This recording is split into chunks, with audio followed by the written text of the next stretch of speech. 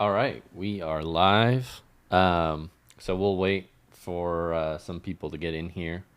But Eric, I'll probably just have you just kind of uh, maybe explain a couple of your reasons for why you believe God exists, why you believe we have a soul, and then hopefully people will get in and start requesting to join to debate you. So.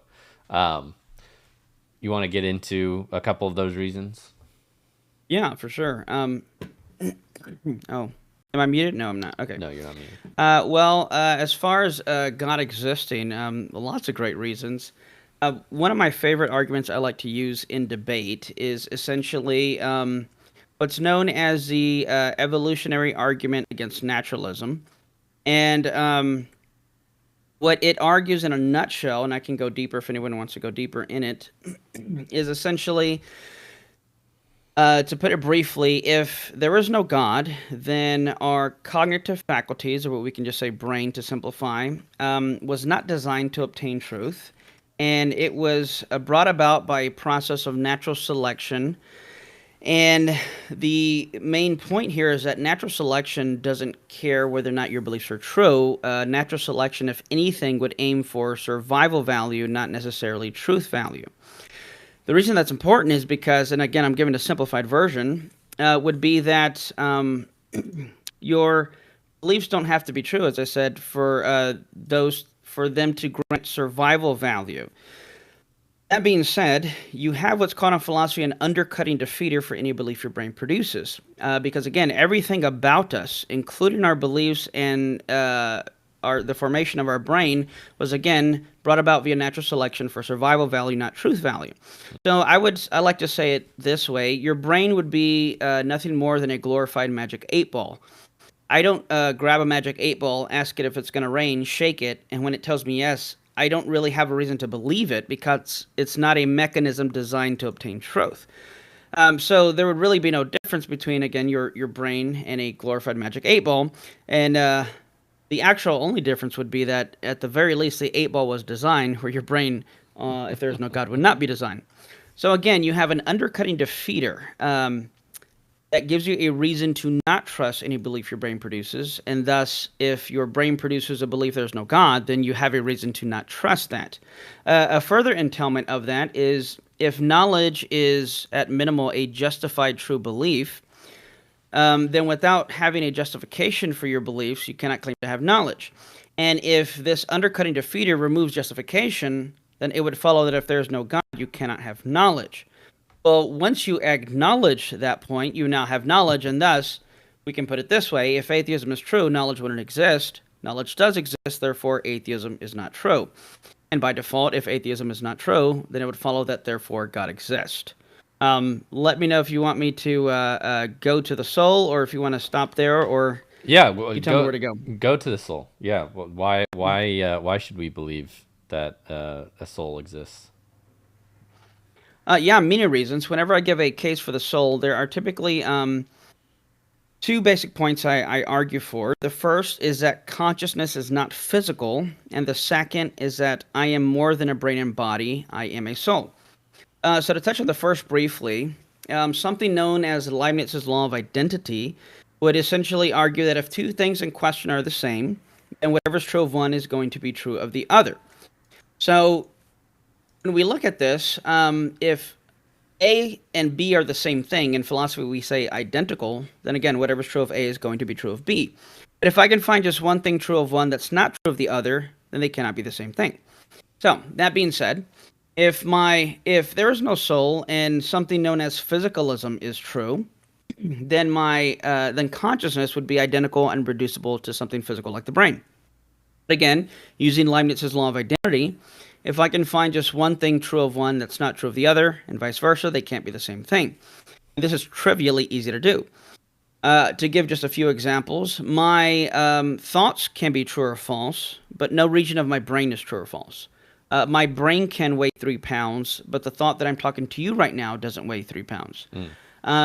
In addition, the my brain can be in a state that measures 7 inches long, but the taste of a banana or the smell of a rose, which are sensations in my mind, are not 7 inches long. It doesn't even make sense to ask how many inches long is the taste of a banana. So while there's many more examples we can go into, the point is simply this: if all the properties of the mind are not physical and all the properties of the brain are physical, then it follows that consciousness, if it exists, cannot be identical or reducible to something physical like the brain. um, so that would be for the first point. In addition, what we can say next is that given that we know that I know at least one thing for sure is conscious, I am conscious. But then the question becomes, what kind of thing am I?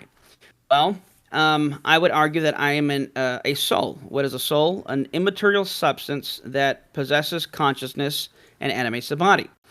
So, using the same principle, Leibniz's law of identity, there are many arguments to argue that I am not identical or reducible to a brain and body, and I can give one. This is typically known as the irreducibility of personhood.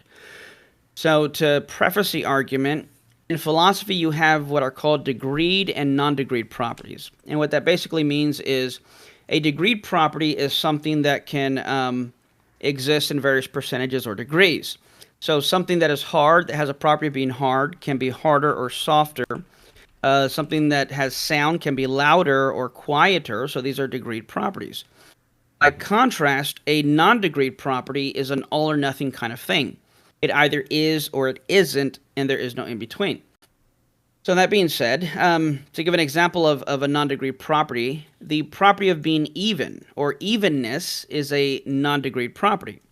So, for example, the number 2 and the number 6 are both even, but it makes no sense to say that the number 6 is, quote, more even than the number 2, because evenness is not a degreed property. It's all or nothing.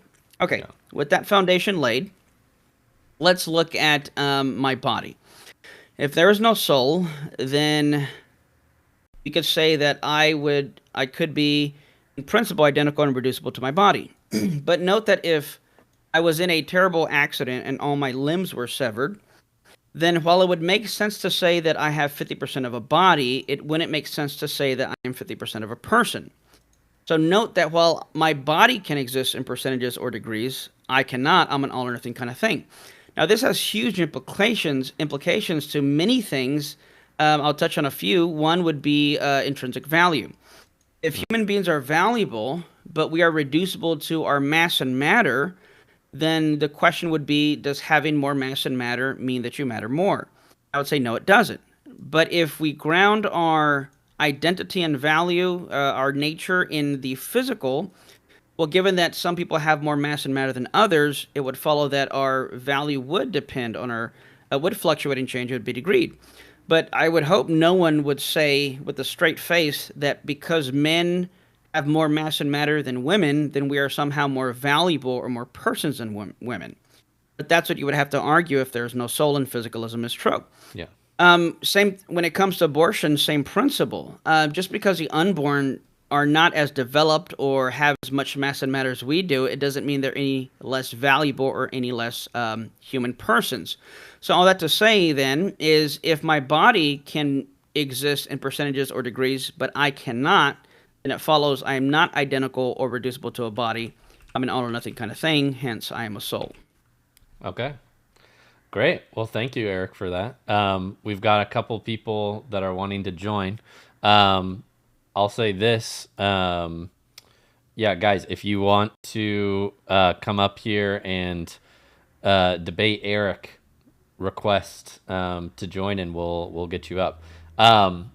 Eric, before we do that, so go ahead and you do that yourself. So at the bottom of your phone, on your phone, if you go to your TikTok account, click the little two people, the pink and blue persons, and then request to join. Okay. Okay, that will pop up here. I'll accept that.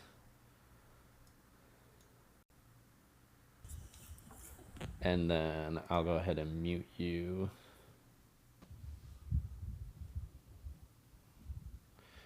Juan is talking up big game. He says he has some pretty good arguments. Love to hear 'em. Okay. Let me go ahead and mute yourself if you can on your phone. Because for some reason I Okay. cannot. I think that worked. Yep, that works. Did that okay. work? Okay, excellent. Great. So then, yeah, this will be pushed out to all your followers as well. So that's good. Okay, awesome. Okay. Let's go ahead and get Juan up in here.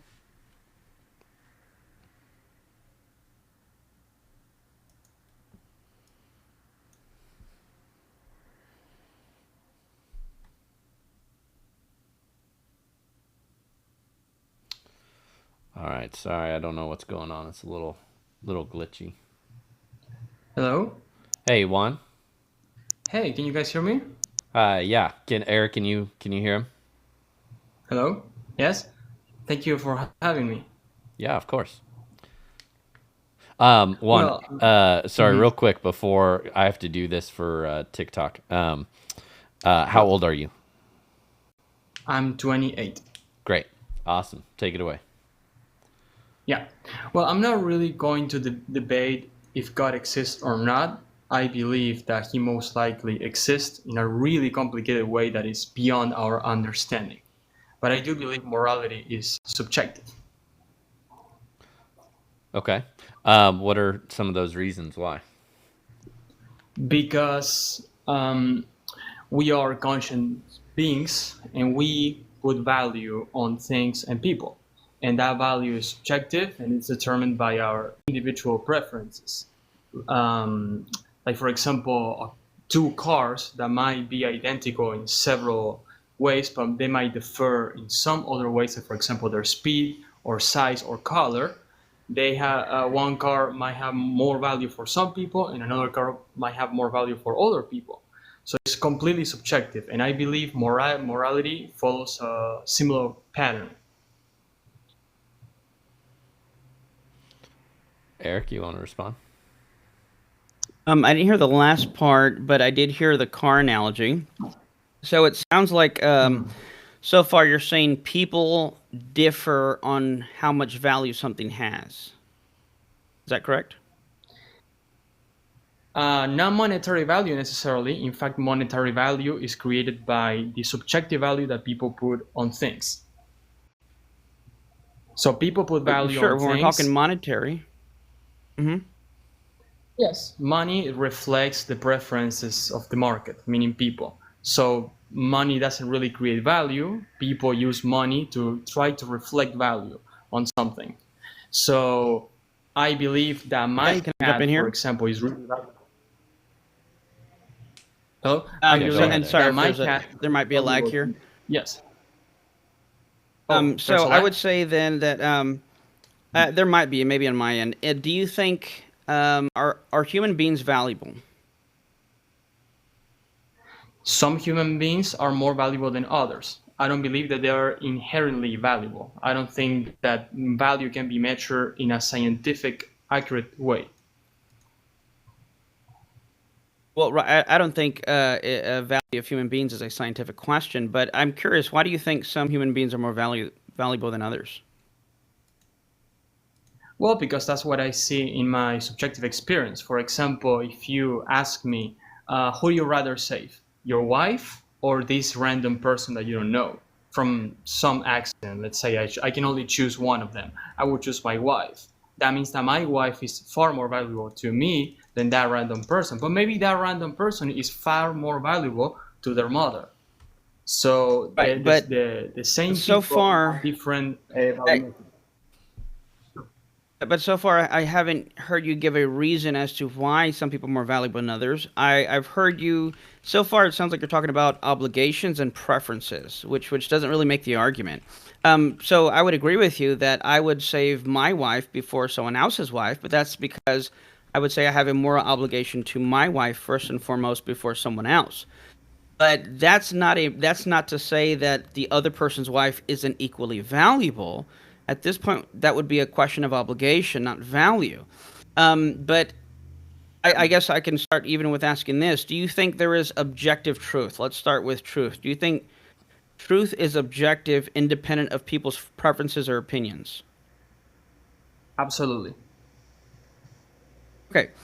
So then we would both agree that, let's say, 2 plus 2 equals 4, regardless of what someone's preference or opinion on that value statement mathematically would be, correct?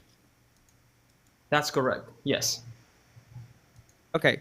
So then why is it not the case then that if you choose to believe that 2 plus 2 equals 6, or the value of 2 is higher than what it actually is, why would that not make a difference? Because I'm factually wrong. You can see it in real life, but I can prove. Let's say that I had to scientifically prove that your wife has value. Well, I can prove it very simply. But I've already said I don't think value is a scientific believe she has question. value. This kind of value. My wife has value. My wife has value because I believe she has value. So in order when it comes to personal I do too. to preferences, the only way to prove it. Sorry if I'm talking over you. I don't mean to do it. It's just I think there's a lag. So when I'm done speaking, I'm gonna be like in silence, or if you want, we can go one after the other. Yeah. Go ahead. I'll let Micah kind of jump in if there's a lag, and he can tell us when to go. All right. Yeah, go ahead, one. All right. So, like, how can we prove that a car has value? Well, because people demand it, but not everyone demands it. So, a car might be worth $1 million because someone is willing to pay $1 million, and it might be worth just $10,000 because another person is willing to pay $10,000. So the market is made up of a lot of people, and a lot of people put different valuations to the same item. I believe it works the same way for people. I put an infinite amount of value over on my wife, even higher than my own life, but I don't put not nearly the same amount of value on a random human. Now, I can put a lot of value on a random human. I don't want a random human to suffer or to do bad. So if I see a random human that is in need in front of me, I'm going to try to help them. But at the same time, if I know that human, let's say is a criminal that unalives people, I'm going to be careful with my language because of TikTok. Yeah. That person will have a negative value, in my opinion. In fact, I want that person to be as far away from me as possible. So different people have different sets of values. So in order for me to prove that Can I someone jump has in so far? value, Yeah. Let's Sure. let Eric jump in. So it sounds like so far you're talking about materialistic things that don't have intrinsic value, and you're talking about things that we impose extrinsic value onto. So, for example, a dollar bill in and of itself doesn't have intrinsic value. This is extrinsic value that we impose onto it. But to use an example of something that only has extrinsic value begs the question that same applies to human beings. So while I agree with you that things like cars, things that are what we would call aggregates, a collection of separable parts, to point to those things and say, because those things have extrinsic value, therefore human beings have extrinsic value, again, I say is to beg the question. I haven't heard so far an argument as to why not. So I guess what would be your argument as to why cars and people are both simply they both only have extrinsic value as opposed to intrinsic value? great question. It's because in my opinion, intrinsic value doesn't exist. Value is always subjective. Water is worth almost nothing at home, but it's worth a fortune if you're lost in the desert. A person might be worth. Does a number a 2 lot have for- intrinsic value? No, mathematically? it's just a number. It's higher than 1 and lower than 3, but it's just a number. So intrinsically, something. it's higher than 1 and lower than 3. Correct? Yes, exactly. But Okay, so that is a car has an or- intrinsic mathematical value. yes, it's logical. Yes.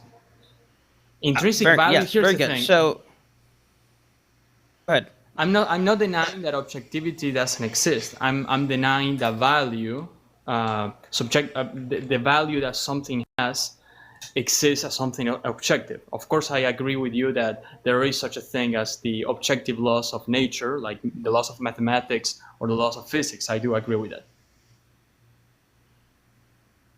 Right, but again, so I still haven't heard an argument, I guess is what I'm getting at, other than to say you don't think it has intrinsic, that human beings don't have intrinsic value. And so far, the only thing you've pointed to Okay. was material. Yeah, Can go I ahead. ask you, how can you scientifically prove that a human has value? How Well, can we as I've already test that? stated, I don't think it's a scientific question. Why would you assume it's a scientific question? Because science is the humble way that we have to explain the reality around us. So I can objectively tell you, I can objectively measure gravity. I can measure mass. I can measure length, like numbers. How do I measure morality? How do I measure if something is more wrong or more right, morally speaking? I'm sorry, it cut out there for a second. Can I interject here and say, but note what you just did here. You just said that science is the way we observe, or how did you put it? Science is the what about reality? Science is the way that we have to try to understand the reality around us. Did you say explain? It cut out again. I'm sorry. To understand. Science is Okay, to our understand. means to understand the reality around us. Maybe you can repeat what you said, Micah, because at least on my end, Yeah, keeps he was cutting out. saying that science is the way that we understand the world around us. Okay, but note that what you just gave me was a philosophical statement. But if science is the way we understand the world around us, then I shouldn't believe what you just said, given that what you just said was not a scientific statement; it was a philosophical statement. So what you're doing is you're in the field, if you will, of what's called scientism, which is a false view of knowledge. It's a flawed epistemology. Science is not the only or even the best way we come to knowledge about reality. It is one way, but ultimately it's going to be philosophical. So if you're going to say that science is the way we understand reality, and yet that very statement was a philosophical statement about reality, then what you just said can't be believed, given it wasn't a scientific statement. So what I'm getting at here is that your entire premise that you're starting from is a self-defeating premise. Okay, that's actually a great argument. I don't have. Okay, my response to that argument that was really good is that yes, what I just said is a philosophical statement, but I want to clarify. I am not close to the idea that morality might be objective. My argument Micah, would you may be have to repeat what he's saying we because he haven't keeps proved. going out, at least on my end. He keeps going. My argument would be that On we my end, haven't yeah. proven yet that morality is objective. We have to prove that morality is objective, and until we don't prove in a strong scientific way that morality is objective, we have to be open to the idea that it could be subjective or objective. And I think there are more logical arguments for it being subjective until there is a logical argument or scientific argument to prove otherwise. But I respect your argument, but I still need a logical explanation on why morality is objective. Like why is it objective? Well, yeah, so a few things. One, I think you're still going back to scientism, which again, I said is a self-defeating epistemology. Two, I suppose, so, I appreciate you coming on, but no, you did come on and you wanted to argue and you made the claim. In other words, you brought up morality and said it was subjective. So the burden of proof would be for you to give a case as to why that is. I haven't heard one yet. As far as a logical argument, imagine if I said, well, before we can even start having this discussion or debate, you have to first prove that you exist. But note that no matter what you did or said, I could always have room to doubt what you said. So I think there are some things that are self-evident. So there's an external world.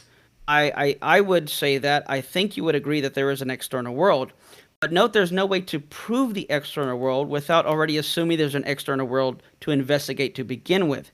So I think morality is in the same fashion. In fact, it was an atheist philosopher who said anyone who denies the objectivity of morality is going to be denying something that is more evident than the fact that there's an external world.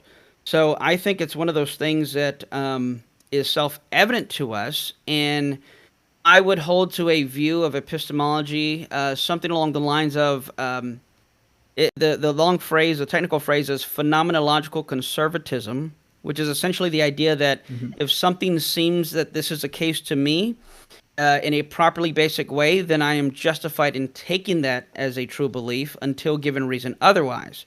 So I think we're all innately understand or see or know or believe that morality is objective, and it would be on the person who's claiming otherwise to give us a reason not to believe it, just like it would be the burden of proof would be on the person who claims there is no external world to give me a reason why I shouldn't trust what I intuitively and innately see around me.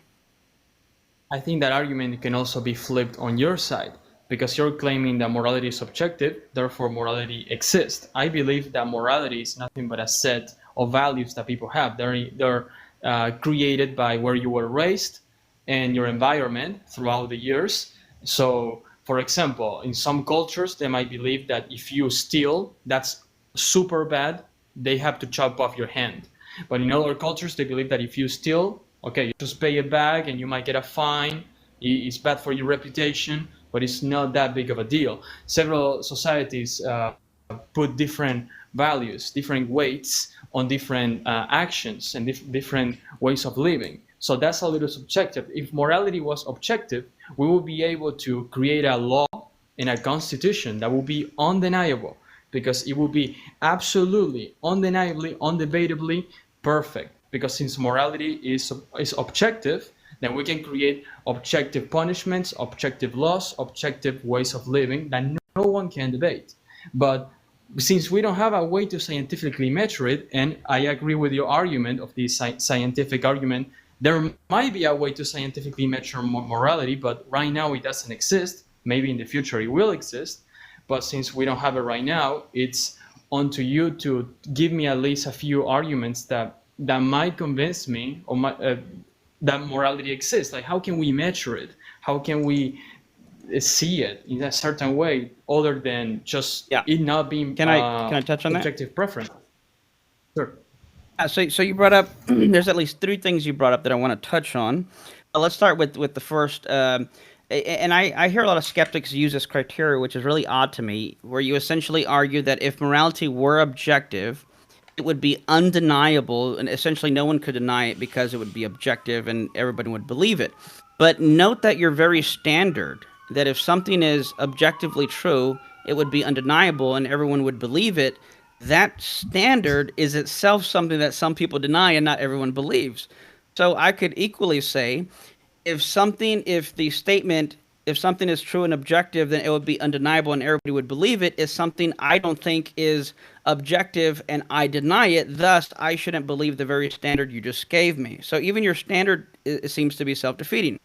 On top of that, in your illustration, you said, in one culture, if they still... Let's let Eric finish one.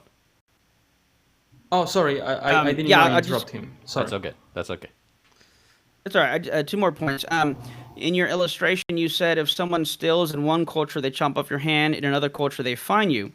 But note the similarity. In both cultures, they find it objectively immoral. It's just the punishment that may be different.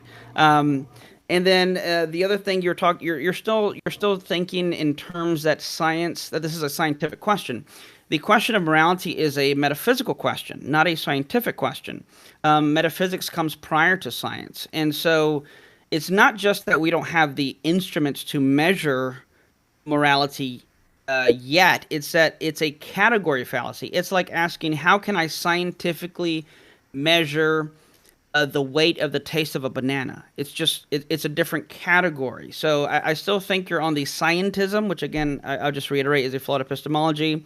I don't think, and then when you're asking about measurement, you're asking about what's called moral epistemology, how we know morality. I'm simply arguing at this point moral ontology, the fact that it exists and it's objective.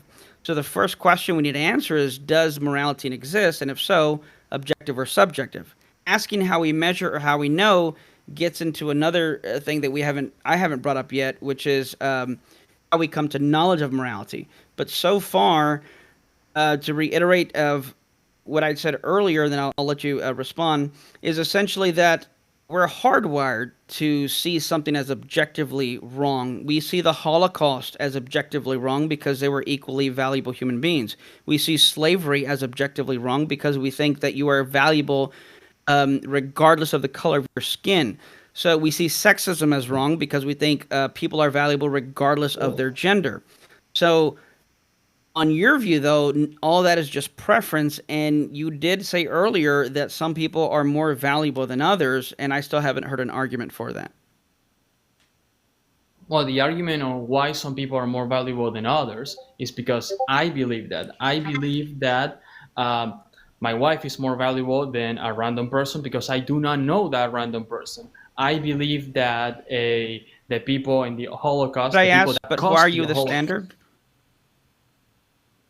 I am the standard in my own in the borders of my body. In the borders of my body and my mind, I am the standard. Okay, my cat might be more valuable than your dog, but in your mind, your dog is more valuable than my cat. So we're both right and we're both wrong. It depends of what point of view you're standing. Just like I believe that the yellow car is more valuable than the red car, and you might believe that the red car is more valuable. We're both right, we're both wrong. So it's subjective.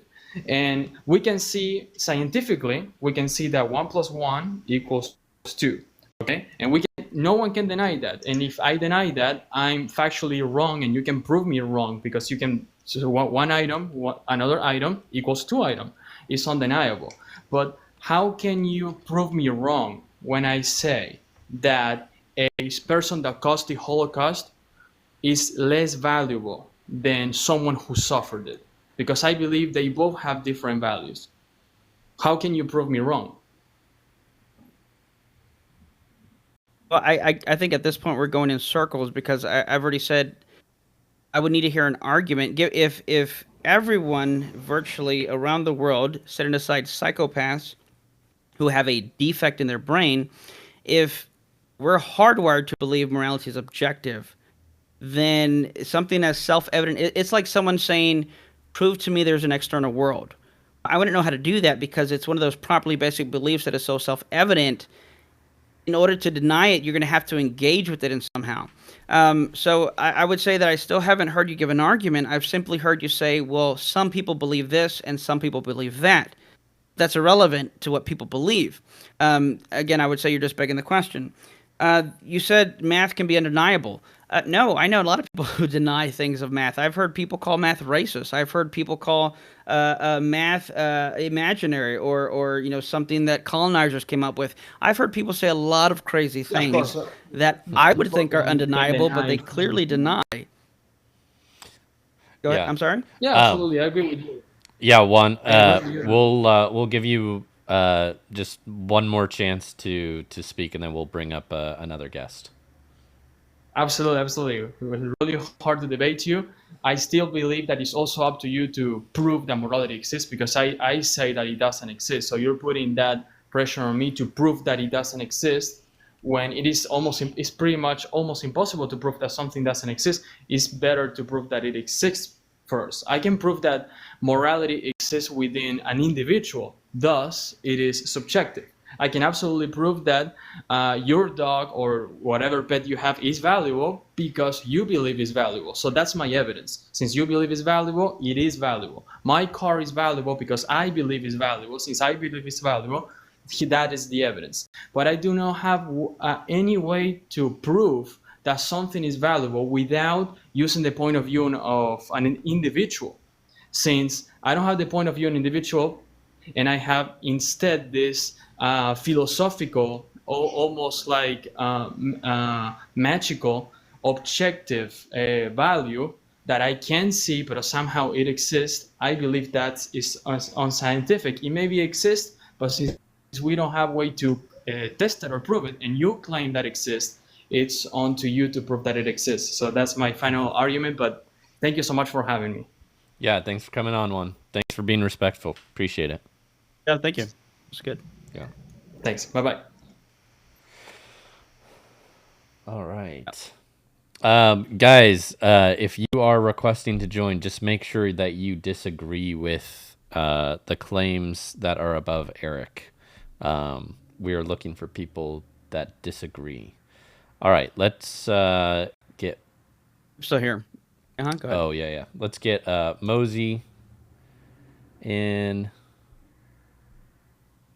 Yo, hey, I'm so sorry. I don't disagree. I'm so sorry. Oh, no worries, man. But hey, do you have a YouTube or something? Just curious. Yeah. So Go ahead. No, go so ahead. Eric's is right there, right near his head. If you click on his little profile picture down below, that will take you to his TikTok, which I believe links to his YouTube channel. But I believe if you just look up Eric Hernandez on YouTube, you'll pop up. Yeah, appreciate it. I'm one Thank you of the few Mexican apologists on YouTube. Yeah. Thanks. Yeah, thanks for that, Mosey. Okay. Yeah, again, if I understand Mosey's been up here for a while, so I understand he didn't get that. I didn't say that before. So only request if you disagree. So let's go to the next person.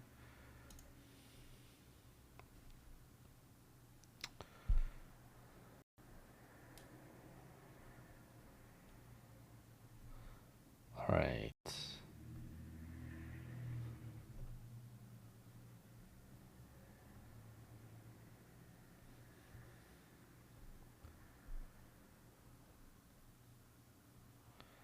Looks like it's taking a little time to let him join. No worries. How many people do we have? We have 34 people right now. Nice. I've seen a lot of comments. I haven't been able to read them all, but Yeah, there are a lot of comments.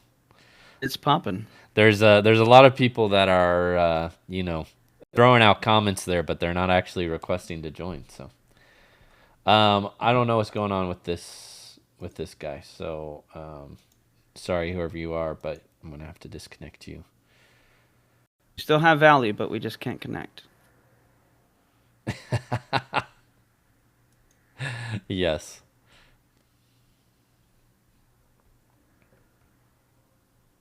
And feel free to read some comments if you want that people are throwing in there. Oh, yeah. We're connected. All right, let's get left in the Midwest in here. Hello? Yo, hello? Can you hear me all? We have a good connection? Yeah. First, what's your name? Tal. Tal? Yeah, T-A-L. Okay, cool. And then how old are you, Tal? 30. 30. Okay, nice. All right. Well, Tal, take it away. What do you disagree with? Yeah. I mean, I heard your call out. I definitely disagree. I think the first thing I want to just clarify, I joined right as Juan was coming on. Mm-hmm. And the one thing that, because I understand point one, I understand point two. Could you clarify for me exactly what you mean by morality is objective? I just want to understand your is that the question? Point. Well, that's my just to establish. For the both of you were kind of talking around each other. Say it again. It cut out really quick. Yeah, the two of you were kind of talking around each other. I just want to understand what your core point. Like when you say morality is objective, what do you mean? Because I agree with that statement, but I think we disagree on what that means. Okay. So morality being objective would be the notion that something is right or wrong independent of human thought or opinion. Okay. So I would disagree right up front, and I assumed this, but I wanted to clarify. I understand that this is a kind of a religious argument, right? I agree that morality is pretty objective. Isn't. Go ahead, Eric. What I said about morality, what I said thus far in our discussion between you and I, isn't a religious argument.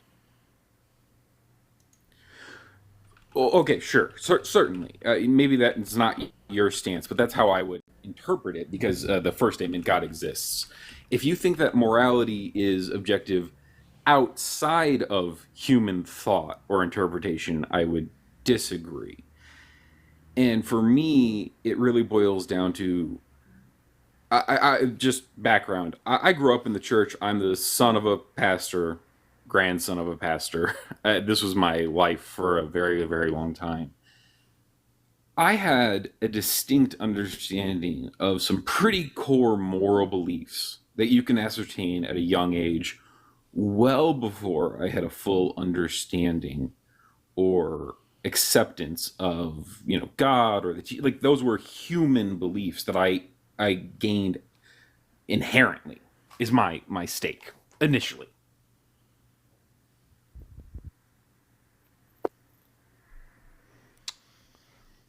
I don't know if you were trying to continue a point, but I can't hear you. I guess my point is, how is morality objective and also not within the realm of the way a person would interpret it and understand it inherently? Yeah, so it sounds like you're confusing kind of what I was talking with the other guy, Juan, moral epistemology with moral ontology. And let me see if I can help with an analogy. Suppose someone said, "I don't believe in authors, but I can read books better than you." Well, sure, there's no contradiction there, right? One does not have to believe in authors to read and understand the contents of a book. So, in the analogy here is the existence of the book we can call moral ontology, and knowledge of the book we can call moral epistemology. So what I'm saying is, without there, and it's just a rough analogy, without there being an author, there would be no book. So a person doesn't have to believe in authors to know the content of a book, but without an author, there would be no book to read. What I'm saying is, the argument would be, which I haven't given yet, but the argument would be that if there's no God, there would be no objective morality. So if you're saying that you can still hold to moral values, you can still hold to objective morality and not believe in God, I don't deny that, any more than I deny that someone can read and know about the contents of a book without believing in authors. Sorry, Eric, you cut out there a little bit for me, kind of in the middle. I think I got it. If I'm missing anything, feel free for you to jump in. I guess my argument would be, is one of the key things that led to me having disagreements within my church and ultimately being kind of, silenced and pushed out, is that I had moral feelings. I had a view of morality that was in direct conflict with, whether you want to call it the book or, as I know we all believe here, the Word of God, which is divinely inspired, right? Whether or not, again, like you said, whether or not the book exists, the reality of it is objective in the Christian faith, right? God's Word exists regardless of whether or not you've heard it, experienced it, understood it.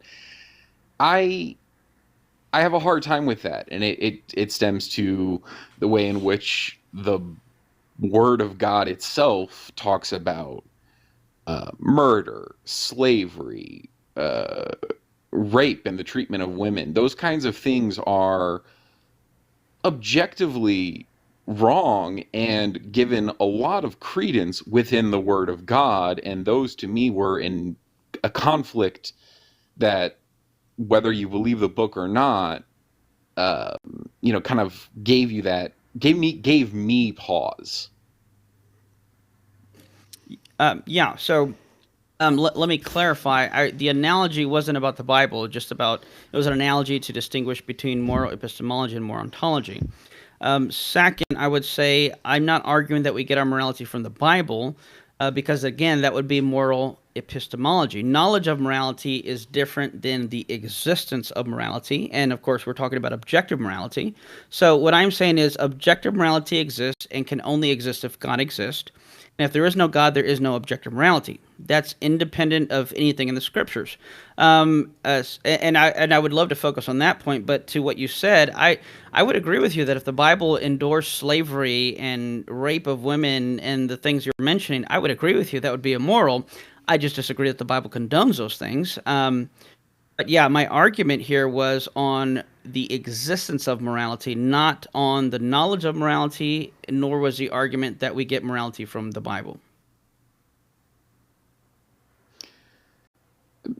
Sure, and I could actually mostly agree with that argument, but you are saying that morality is distinctly tied to the existence and kind of, fully encompassing nature of God. So again, we can disregard the Bible if you want initially.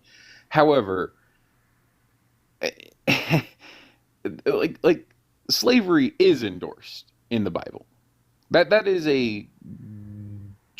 you cannot disregard that. And I'm talking from a person who was engaging with an open heart and an open mind, trying to understand these words and this message.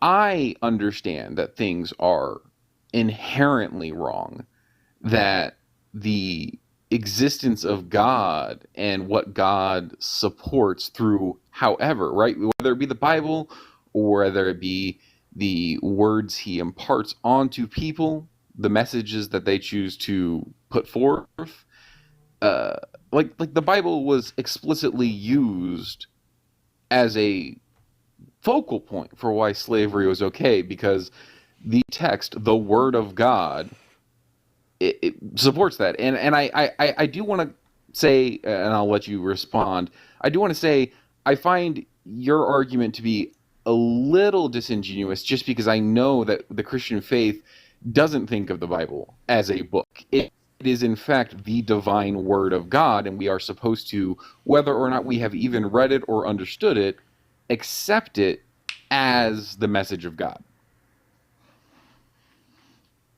He cut out on my end after he said the Bible is in fact. I didn't hear that last part. He basically is saying that we have to, like, as Christians, he thinks your argument is a little disingenuous, because as Christians we take the Bible as fact, and as infallible. Yeah, so I would agree with all of that, but so the moral argument is not an argument about the Bible. It's an argument. Essentially, here's a syllogism for the moral argument. If God does not exist, objective moral values and duties do not exist. Objective moral values and duties do exist, therefore God exists. So let me pause there and see if you have any pushback to that. Yeah, I mean, just as a jumping off point, I would say my own morals directly conflict with the word and the message of God in very distinct ways. Okay, and I would say the morals I understand also conflict with your understanding of what you're saying the Bible is teaching. But I guess my first point that I haven't moved from yet is that the argument is independent of the Bible. In other words, at this point, at no point have I argued for the Bible being the basis for morality. And I get what you're saying, that given that I'm a Christian, I should take the Bible as God's word, which I do. But I'm saying so far the Bible is not relevant to my argument that if there is no God, there is no objective morality. Okay, sure. And I, you know what, I can actually kind of understand that argument. I think my first sticking point is, again, it ties into, I do understand, again, as a person who was raised in the faith, because it's the divine word of God, the book itself is kind of irrelevant. The text itself is irrelevant. It's the message, which is eternal. But to a finer point, this idea that morality is objective, which I actually agree with, I do still think that there are two distinct forms of morality. Because can I jump in and ask if you believe in God, or would you consider yourself an atheist? Sure. I mean, this is a pretty... Yeah, sorry? Would you consider yourself an atheist or agnostic, or do you believe in God? I would consider myself an agnostic. I don't disregard the idea that God could exist. I do disagree with the assertion as I was raised that I have to believe in God as this kind of, pivotal objective person. And just quickly, because I actually think you can respond to this pretty well.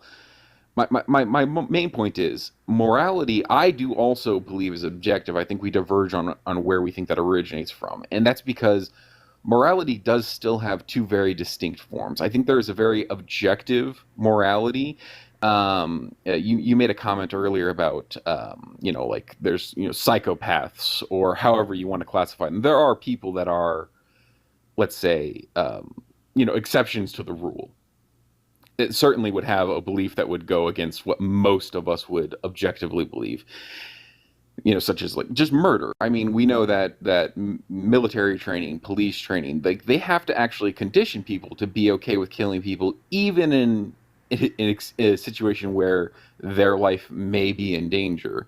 And then there is morality that is structured by culture, and culture does actually dictate a difference in morality. So whether or not you believe the Bible supports slavery, there was a time in which in our own country, in our own history, slavery was absolutely a morally acceptable thing societally, while I do not believe objectively it was.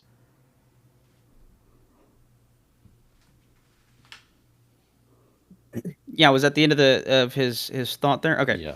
I just want to make sure I wasn't cutting off. So yes, people use the Bible to support slavery, and many people use the Bible to speak against slavery.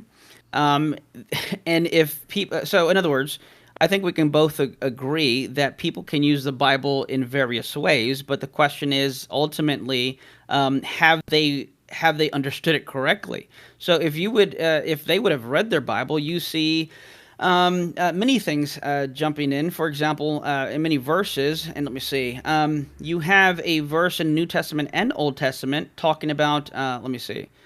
Let me pull it up really quick. Exodus 26:16 or Deuteronomy 15:4 and 11 basically says that hey, don't kidnap people. That you should provide refuge for slaves in your house if they're leaving, if they're running away for protection. It talks about 1 Timothy chapter 1. It says, ungodly, sinful, unholy, irreligious, those who kill their fathers and mothers, murderers, sexually immoral, and slave traders, and whatever else is contrary to the sound doctrine. So you have many verses clearly condemning slave trading, condemning slavery, even asking you to provide support for those trying to escape it. So so those people who were using the Bible to try and promote slavery clearly didn't understand it. There is whether or not you believe in God, I think we can both agree, because any book, let's say, if you wrote a book, the book that I wrote, there is an objective meaning to what I wrote. There is an objective meaning to what the authors of Scripture wrote. And it can't be faulted on the text if someone chooses to twist it and distort it to use it to what they want to try and promote. Clearly, religion, people can try to use religion for power, but at the end of the day, you look at the founder of a religion, and you take Jesus, and we can ask the simple question, would Jesus condone slavery? And if the answer is no, I think that settles whether or not this is taught in Scripture. What are your thoughts there? Yeah, real quick, Micah. Specifically, when Eric was talking about his book, he cut out for a little bit. Is there anything? I think I got it, but is there anything relevant there that I might have missed in that kind of middle point? No, I don't think so. Also, like, it would be helpful too to clarify, like, so are we moving on from the morality is objective debate? Is that agreed upon?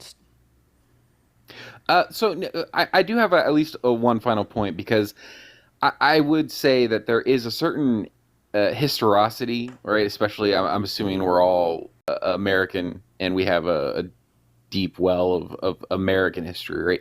There is a distinct difference throughout time about what slavery is and how it was enacted, right?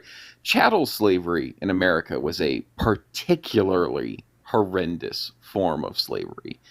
But slavery, when we look at biblical times, was a widely accepted and understood practice. And it was, if all things being fair, it was certainly less extreme than chattel slavery. You could call it, more akin to indentured servitude, but I would still be morally objective to that. And whether or not we think the Bible was inaccurately used to condone chattel slavery, the reason in which they were able to do that is the fact that slavery, whatever it was in that time, which I will admit was a less extreme, maybe less objectionable version, was still condoned very openly in the Bible. You'll have to forgive me. It's been a long time. I don't know my Bible verses quite as well as I used to. But we have messages about, whether or not it is okay to beat a slave and whether or not it is okay to kill a slave and how you are supposed to take care of your slave. And those things are, I think, inherent and impossible to object, whether or not it is the same magnitude of slavery that we would maybe think of as, Americans and looking at American history. The reason it was able to be used and the reason I would still find that morally objectionable is indentured servitude to me is just as bad. When you want to grind it down to its core level. Yeah, and I turned off my camera to see if that would help, but the cutting in and out, I think it might have. So there's a great book I'd recommend by Paul Copan called "Is God a Moral Monster?" where he addresses this. And as you rightly said, this well, you didn't say it this way, but I would say it wasn't slavery, it was indentured servitude. And then you have to look in what was indentured servitude. So, first of all, indentured servitude was voluntary. And real quick, Eric, before you get into that point, our friend Richard Eng was here watching us. So, shout out to Richard. Thanks for coming, man. All right, continue. Yeah. So first of all, indentured servitude was voluntary. So that immediately makes it in a whole field in its own, separate from slavery of any sort. On top of that, there were certain ramifications of how you were to treat your indentured servant. And let's talk about indentured servitude. What was that? Well, there was no welfare system back in these times. So if Micah owed me $10,000 but couldn't pay me, well, he still has a debt to pay me. So what he could do is he could voluntarily be my servant and be my servant until he paid off his debt. Now, as my servant, I would have to provide for him housing, food, treat him respectfully, treat him with dignity. This is all laid out in Scripture. And then on top of that, it was the best for Micah to be in that situation, so much so that Scripture says, if after he's paid off his debt, he still wanted to serve me, he could do that voluntarily. And then what they would do is it would pierce their ears to show that they are a free indentured servant that chooses to stay. Now, as long as he's my servant, I have to provide him housing. I have to provide him fill in the blank. So it was definitely, again, I would say it's not slavery. It's voluntary. It's paying off a debt, not forced labor. And Micah could stay if he wanted to. So all of that, I don't see anywhere as any type of slavery. No different than if, and then understanding the language too. So, for example, if I haven't watched NFL in a while, but if Micah, who's a high-paying NFL player on Steelers? TJ Watt. Okay, so if we paid TJ Watt $100 million, he is contractually obligated to do certain things, but I wouldn't call him a slave by any means. I would love to trade places with him and have what he has. So there are contracts, there are debts, and there's indentured servitude, but I don't see how that is anywhere comparable to slavery of any type. Yeah, sure. And you know, I'll agree with a specific point, which is I do believe, and this predates the modern conception of the Bible even, right, where we're talking all the way back to the Jewish tradition. I do agree that the laws of the time, as dictated by God, held a certain standard for indentured servitude. And I'll refer to it from here on out so that we can kind of have that distinction, right? I will agree with that. I disagree that there is a the football player analogy is certainly interesting. They are able to willingly engage in that contract. Does that contract not give them obligations? Of course, they can willingly go into that. When you talk about debts, that's a very interesting topic because, as we know, there are people that have power and people that don't, and debts are throughout human history a way of enforcing power from those that have it onto those that don't. I would say that there is not a distinct choice. There was not a willing obligation, and not even necessarily a factually correct obligation that was required that brought them into indentured servitude. It is still a threat that was being levied against, the state or whatever, defining power you want to have. In this case, I would argue it was the temple, which was effectively the state at that time. Not having that willingness to be able to engage into that contract is what I still think fairly equates it to slavery. I find that objectively, morally reprehensible. It is a way of exerting power over someone because of the stature you have and the lack of status that they have. Like, that is just... Yeah, I work for a living. points. I work for a living, but they're not... Uh-huh. Sure, go ahead. I'm sorry. So I was saying, yeah, so fair points. So here's what we failed, I think, to realize because our cultures are so far removed. When you would get a loan back in that day, or if you were in debt, you freely and willingly made the decision to take on this loan or to take on this agreement, if you will, prior to getting into debt.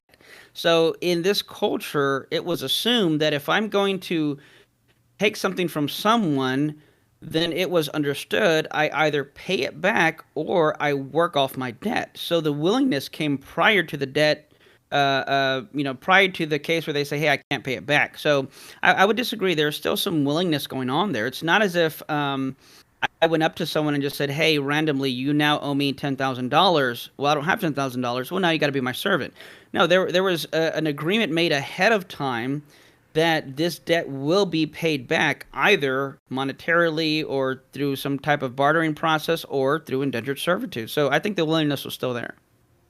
And just to jump in here real quick, we're arguing about, the Bible and whether it condones slavery, which do we have agreement that objective morality does exist? So again, I think that we agree with that statement, but we disagree on where it comes from. I had an inherent understanding of certain moral principles well before I had an understanding of God. And I understand that you could say that God still instituted those things, and I was merely unaware of them. I can even accept that argument.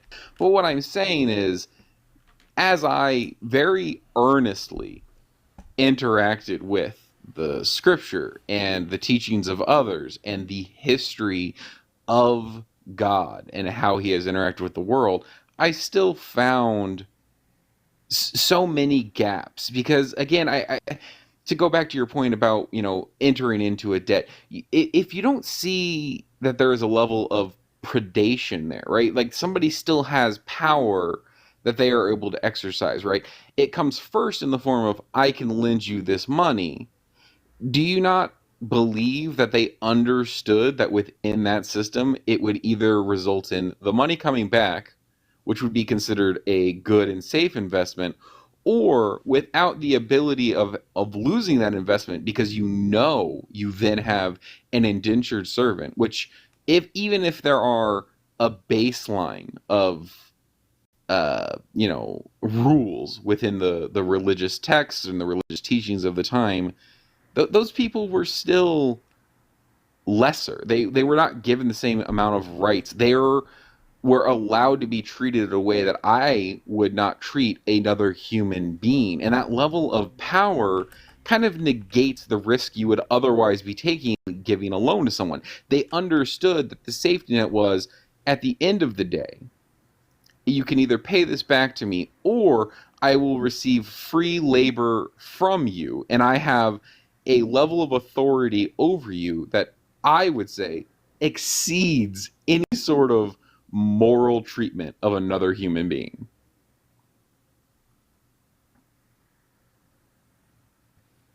Okay, so now we're moving from just to kind of track here. We move from no longer calling it slavery and conceding to calling it indentured servitude.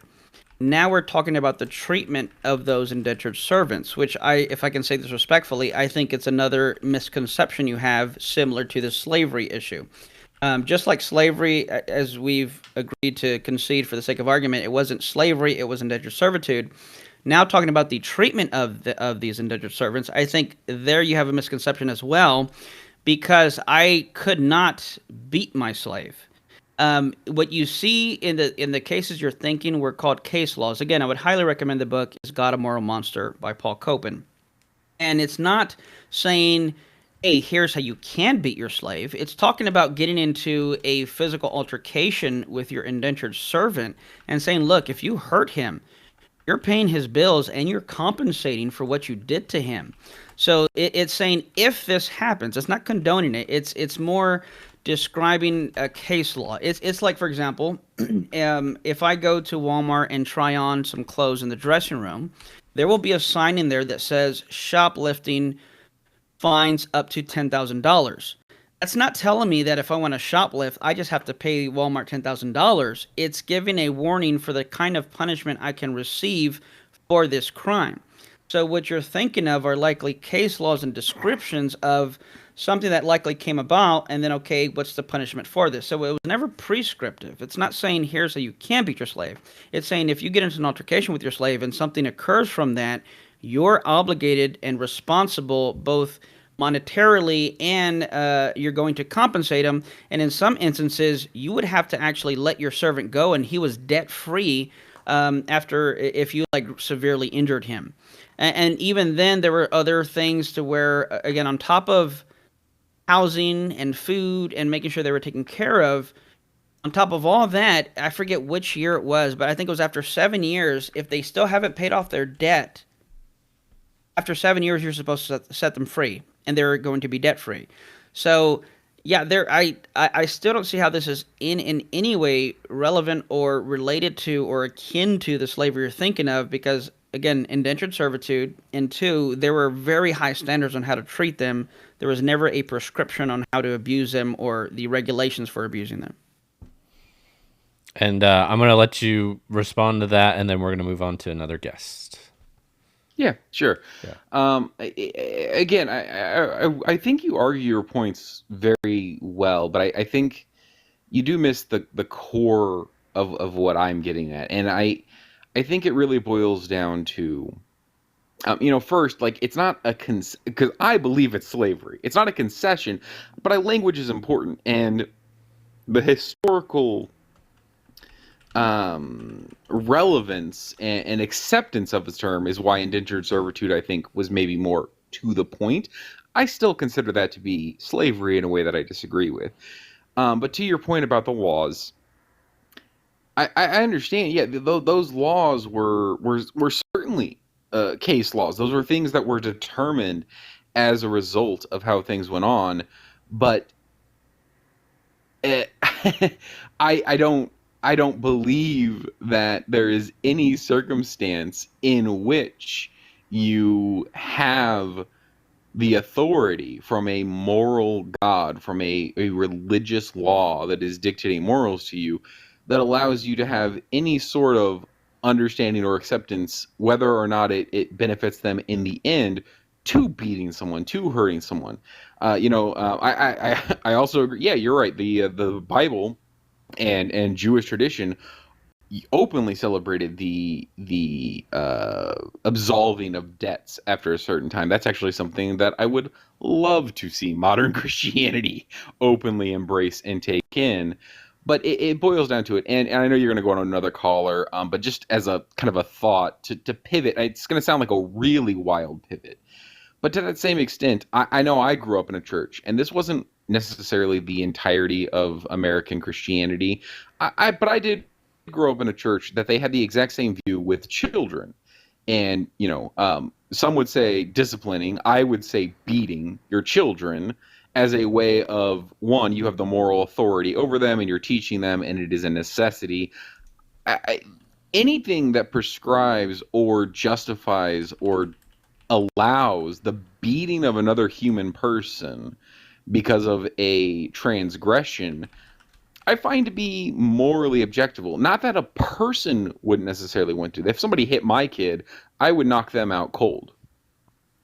I would be justified in that personally. I don't necessarily want the law to justify that. I would like that to go through a clean and clear legal process that looks at it objectively from that view. You know what I mean? Yeah. Well, thanks for coming on. Appreciate the respectful dialogue. Yeah, thank you. Yeah, certainly. Yep. All right. You have a good night, man. Alrighty. I do want to say, real quick, congratulations to Izzy. She just rededicated her life to Christ tonight. So congratulations. That's awesome. That's so cool to hear, Izzy. Yeah. All right. So just to reemphasize, if you disagree with Eric, if you disagree with any of, and to join the live. So we'll get someone going up here shortly. But Eric, any last thoughts you had about what you said there at the end? Yeah, I would just, I definitely want him to have the last word, but yeah, given that you asked, I would just make one point that, yeah, I don't see anywhere in Scripture that beating is condoned or prescribed. Yeah. Yep. Good stuff. Okay. Let's go on to the next guest. We've got Brandon up in here.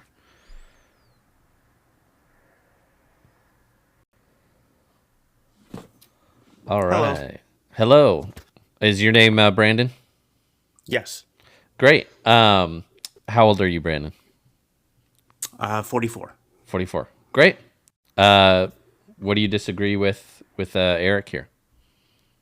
Several things. He made multiple mistakes. So first, let's start with, can you just give me your syllogism for morality again? Because you made a mistake and I want to give you the benefit of the doubt. I appreciate that. If God does not exist, objective moral values and duties do not exist. Objective moral values and duties do exist, therefore God exists. Do you know what your flaw is in that statement?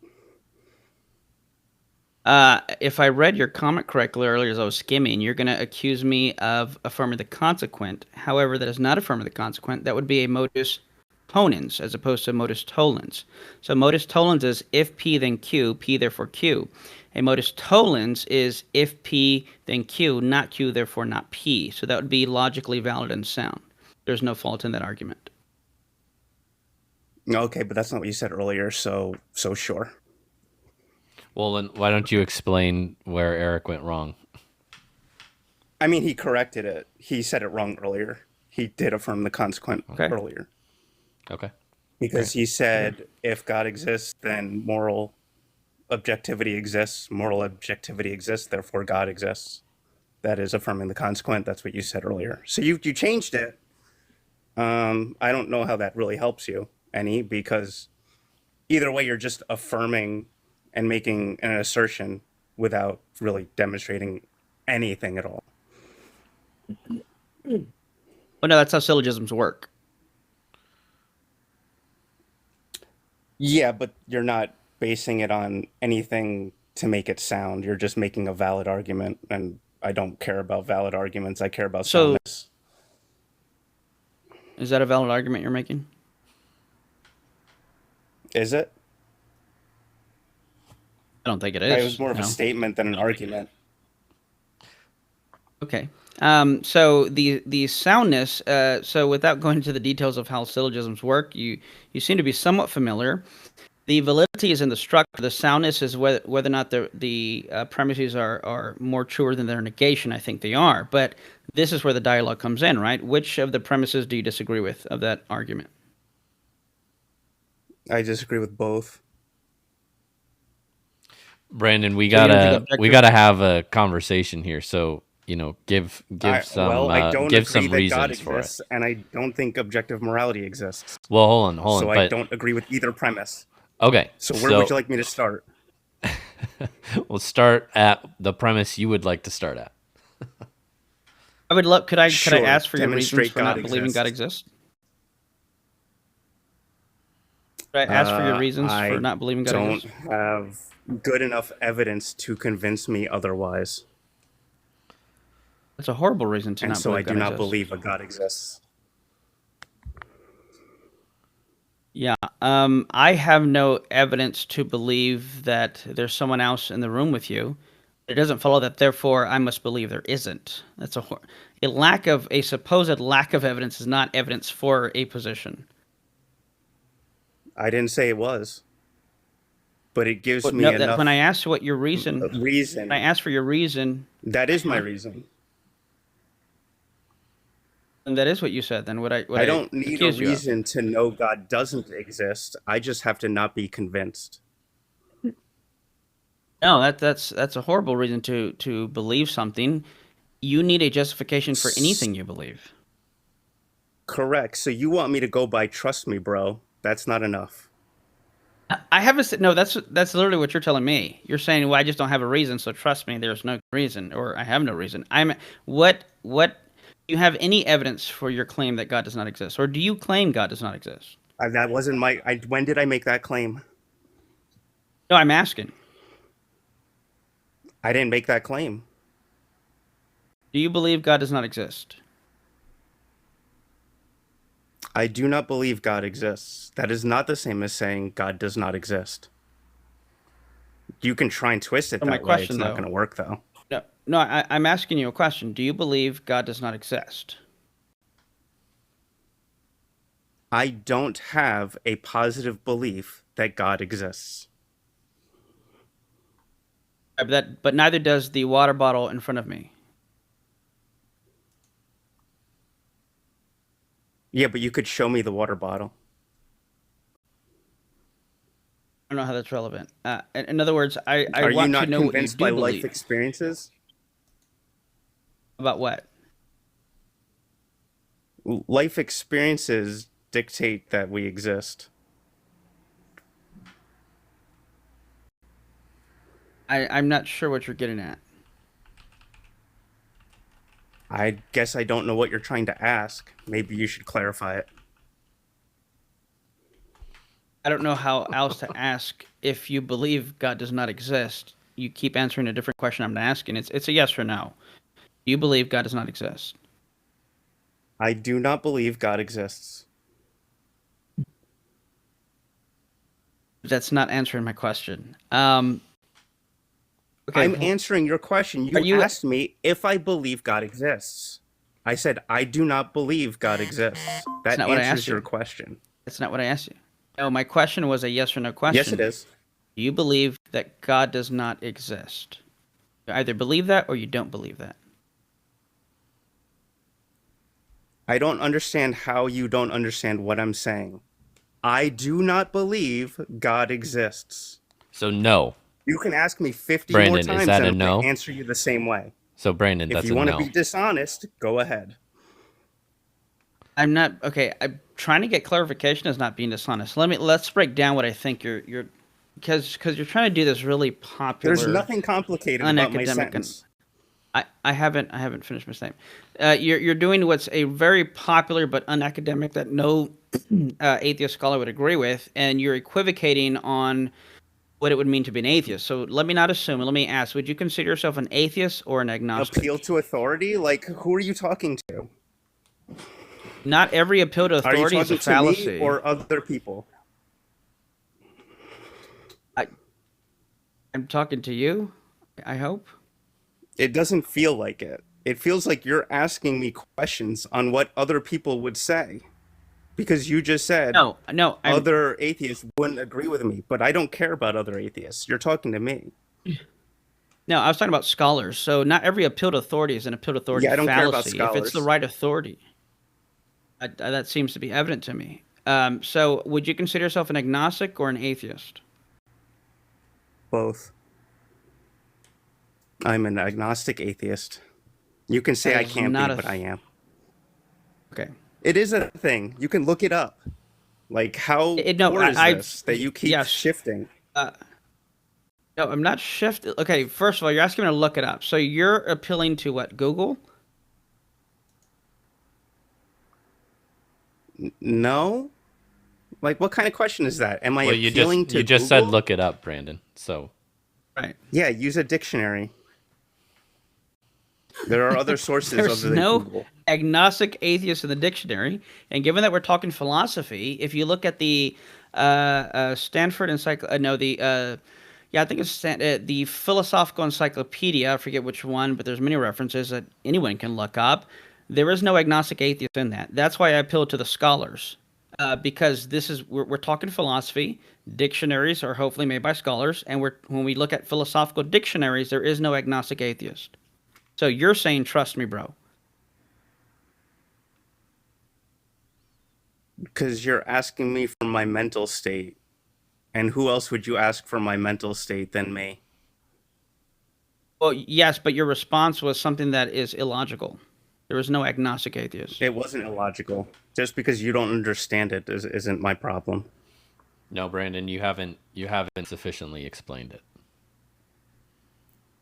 I do not have a positive belief that God exists. I don't know what's complicated about that.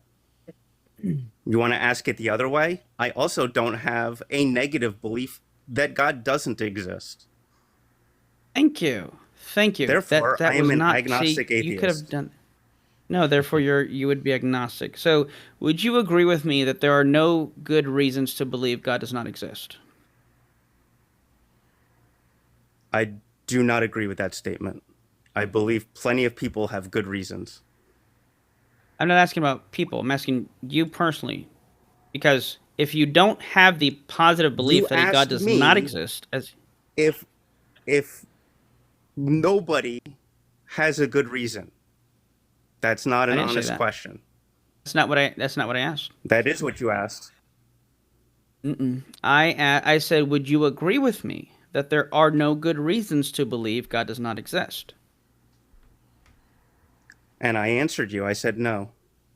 I don't agree with your statement. So you believe there are good reasons to believe God does not exist, but you don't believe that God does not exist. That seems odd to me. Why would you not believe something that has I'm good sorry reasons you for think it? that's odd. Okay. Well, Because Brandon, I believe people can have personal testimony that is convincing to them. I just don't think it's convincing to me. And I haven't Who had a here has personal brought up personal experience. testimony? Who's brought up any of that? You- I'm not even talking wait, about theism. I'm talking about atheism. Stop. You literally just asked me if there are no good reasons for God to exist. Is personal testimony not a good reason for people to believe in God? I don't think it's a great reason. Okay. Other people would disagree with you. That's cool. yeah. We're All not right. getting Well, anywhere because you're not answering Brandon. or asking me specific questions on what I well, believe. but Brandon, you're You're trying also to not ask really generalized giving questions substantive answers. that are So fallacious. yeah, Brandon, it's been nice talking to you, but I'm gonna get another guest up here. Sorry about that, Brandon. But you were not giving substantive answers. There was nothing to work on there. All right, let's get someone else up in here. Listen, I'm seeing a lot of comments chiming in here and there, but you guys aren't requesting to join. So what's up with that? No, I thought Brandon was going to bring some fire with all those comments he was making. Yeah. All right. Hello. Wait, let me switch my Wi-Fi real quick, okay? Give me like 5 seconds, okay? I might lag out for a second because my Wi-Fi is really low. Okay, sounds good. Yeah, Eric, do you want to just clarify why an agnostic atheist doesn't make any sense? Yeah, and shameless plug, I actually have a section of that in one of my chapters of my book, because what Brandon was doing is a really popular thing a lot of internet atheists do, and I have no hesitation to say it is only internet atheists on TikTok and YouTube and Twitter who use those kind of definitions, and it is not used in the philosophical scholarly community by the atheist philosophers who are actually spending their lives studying this stuff. So an agnostic would say the traditional historical definition of an agnostic is someone who holds no belief one way or the other. The historical traditional definition of an atheist is someone who believes God does not exist. So you cannot say, I hold no position one way or the other, but I believe God does not exist. That's a contradiction in terms. Oftentimes, such people will point to the etymology, and without going to the deep nuances there, again, I explained it in the book, and you can even, and if you don't want to buy the book, just go on my YouTube channel, type my name in, Eric Hernandez. I have a video or two on there where I discuss that. Steve McRae, who is not a believer, he's not a Christian, he's an agnostic, a genuine agnostic. He has a paper on how the agnostic atheist thing is totally illogical and nonsensical, and so don't take my Christian word for it. Go look at another believer or other people who have written on this. It is not a thing only used by internet atheists. Great. All right, that was super helpful. All right, what's your name? Haji, Haji, Haji? Yeah. Great. How old are you, Haji? I'm 21 years old. Great. Awesome. What do you disagree with Eric on? Yeah, sure. Okay, to be clear, I'm not like I'm not like an intellectual. I don't really know much about this. I just have I'm just going to try to use my logic to try to understand your position, I guess. Yep. So, did you guys say that since God exists, morality is subjective, or did you guys say morality is objective, therefore God exists? Which way was it? I forget. Yeah, so the argument was if there is no God, then objective moral values and duties would not exist. Is it me or is it the first premise of the argument? I can hear him. Can you talk now? I think I can hear you. Yeah, can you hear me? Yeah, it's super delayed. hear me, I don't know Haji? if that's me or if it's the live. Yeah, you're super delayed. I don't know if it's me or if it's live. Yeah, I know Eric is a little delayed as far as like when he hears what you say and responds to that. Okay. But Yeah, sorry, I didn't hear you can if you hear him. responded, so I didn't hear. So, yeah, what did you say? Yeah, go ahead, Eric. Okay, so that the first premise of the argument was that if God does not exist, then objective moral values and duties do not exist. The second premise is objective moral values and duties do exist, therefore, conclusion, God exists. Okay, so how do you come to the conclusion that morality is objective? The same way I come to the conclusion that there's an external world. So is that like what is the argument there? Is it that there needs to be rules for the world and there needs to be like a creator, or like I'm not too well versed in what the usual arguments for that are? So you're asking, can you rephrase your question? I don't know if I followed that. I think he's just asking, like, why do you think morality is objective? And I think earlier you pointed to how it's kind of self-evident. So maybe go into that. But he brought up something about there needs to be rules, therefore there's a creator. That's what I was. These are just like arguments that I've heard. I've heard that different arguments. Like I think Thomas Aquinas said that everything that has a cause, or they're like unmoved mover by like Plato and like Aristotle and stuff like that. So I've heard some stuff like that, but I'm not too well versed, and I don't know which ones you believe to be good arguments for the reasoning for God to exist. So just like which ones do you? The modern version of what you're talking about that I would use is known as the Kalam cosmological argument. That's a different argument than the moral argument. The Kalam would be everything that begins to exist has a cause. The universe began to exist, therefore the universe has a cause. That's the syllogism of the argument, and then I could unpack that further, but that would be the syllogism of that argument there. All right, and given that morality is subjective, if you're unable to objectively identify what morality is the correct one, then what's like the point? Well, I don't know how long you've been listening in, but what you're asking about, as I think the other two people did as well, I think you're conflating moral epistemology, moral knowledge, with moral ontology, the existence of morality. So I'm just arguing that for morality to exist and be objective, then if there's no God, there would be no objective morality existing. That's independent of knowledge of morality. Those are two separate questions.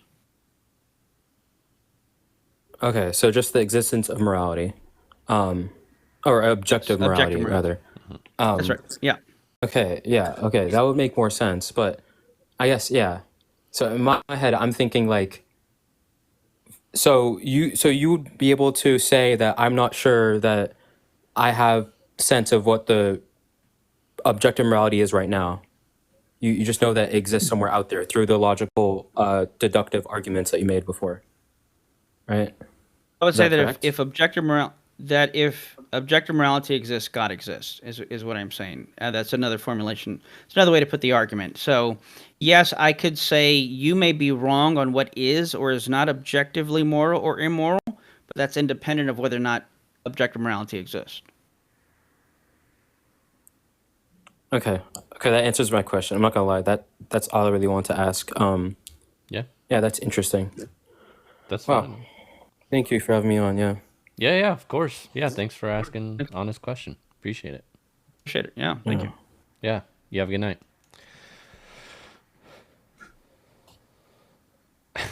Surely being pro-life, you're pro-gun regulation then.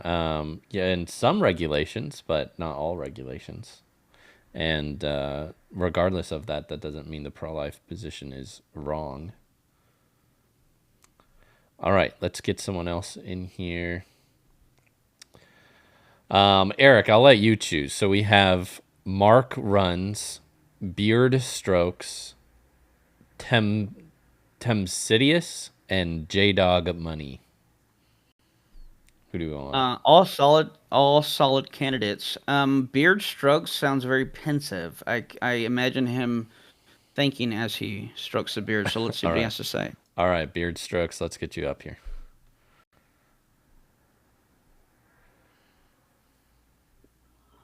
That's exactly the thought I wanted to invoke with that name. That's awesome. Mission accomplished. What's your name? I'd like to stick to Beard Strokes. Beard Strokes? Okay, that's okay. I don't know enough about this space. I don't want to get doxxed. That's okay. I do have to ask, though, how old are you? 34. 34. Great. Well, what do you disagree with Eric on? I guess the idea that morality is objective. I'm a moral materialist. More specifically, I subscribe to moral emotivism. So there's no moral truth claims, or it's just morals are an expression of your emotions. So the same way you feel like sad or happy when you feel something is right or wrong, it's an expression of your emotions, which are ultimately a consequence of your evolved brain. I have never met emotivist in real life, if we can consider this real life. So in your mind, when I say rape is wrong, or should I said grape? Oh yeah, I don't grape. know how. Say grape, Eric. Excuse me. If grape is wrong, um, then all I'm really saying is boo grape. Is that correct? Yes, exactly. Okay, so why should we punish anyone based on our emotions? I think it's so the your emotions, these things are going to be as a consequence of the type of creature that you are, a human being with the type of brain that you have. There's going to be some rudimentary stuff that's kind of built in there. In order for our species to survive, there were certain things like reciprocal altruism. We cared about not raping or not doing certain things that maybe more or less line up with the golden rule, things like that. But these were all consequences of just they were better for our survival, better to keep our species alive. And so our brains have evolved to have a strong emotional response or aversion to certain things or gravitate towards other things. They engender goodwill in us, things like that. But these are all just consequences of our biology, basically. So then, that being said, now for our society to function together, this is just simply a pragmatic thing, application, some sort of a social contract that we think we cede some of our liberties to governing bodies so they can protect us or keep everything cohesive. So in that case, if somebody steps outside that bound of what the intuitive moral consensus is in that society, then we agree together as a society that some enforcement arm of our governing body will punish them, separate them from society so things can keep running smoothly. Okay. So what I heard you say thus far was a few points to make. One, everything you said thus far would not show that morality is subjective. At best, it would show how we your came voice cut out. I to. didn't hear. He Your said your he voice said cut that out. I didn't. he said nothing that you said would prove that morality is subjective. Continue, Eric. And I would say, at best, you're talking about how we came to hold moral beliefs, but that's independent of whether or not there is objective morality. So, for example, if we evolved to believe that the world was flat, that wouldn't change the fact that the world is round. So, regardless of what we evolved to believe, is an independent and separate question as to whether or not something is true or false. So, I don't see how that would show morality is subjective, even if I granted everything you just said. Your voice cut out, but I think I understood the general gist of what you're saying. I think um, I think certainly there's things that you can say that are true or not true about the natural world, but these are things that are relating to the natural world. I just don't see how, in the absence of a human mind, how anything about morality, just saying anything about it, is even intelligible, right? So I would imagine, or I would assert that in some sort of a speculative, but counterfactual conjecture here, that if we were the type of species that supposedly, let's just say, throughout our evolutionary process, some master class of males that can, I don't know, run really fast and rape and impregnate women instantly or something, somehow that trait evolved or something that maybe that would prevail in the population, and our mind's predisposition towards that would be different. And people who subscribe to religion would assert that, doing that is perhaps less reprehensible and is an objective fact out there in the universe, when the grounding is really just how our brains have evolved to perceive these things. You see what I mean? But again, yes, but again, none of that would prove there's no objective morality. Again, at best, all you're showing is how we came to hold moral beliefs, but that's irrelevant to the argument. I guess, like, again, the saying that there is asserting that there is an objective morality um, depending on how skeptical you want to be, or how what type of proof um, you need in order to think. I feel like the if we're saying that that's not enough to prove it, I guess I would assert that just asserting that objective morality is the way that it is just on that as equally shaky ground as the assertion that I'm making. But I truly believe it. I'm not just playing games. I think that that's where it all comes from. To me, I think it's just that there isn't out there in the universe something Can I objective interject here? about morality. It's just, a, yeah, of course, sorry. But I'm not just saying that I'm asserting objective morality and you're asserting it. I'm saying what you're saying is categorically irrelevant as to whether or not it doesn't even answer the question. I guess it's not even asserting what you're saying. Doesn't even assert morality is not objective. Again, at best, you're just saying how we came to hold moral beliefs. If I grant that, so in other words, because you said it seems to not make sense independent of a human mind, but would the number two still be even if everybody in the world thought the number two was odd? The number two, so this is the type of claim where it's just the truth value of it is just rooted in its definition and what we decided that it is. So this is a I little disagree. different. This isn't even, what's that? I said I would Oh yeah, I disagree. guess I don't. yeah. If Go I ahead. could just circle back to your initial point, I guess.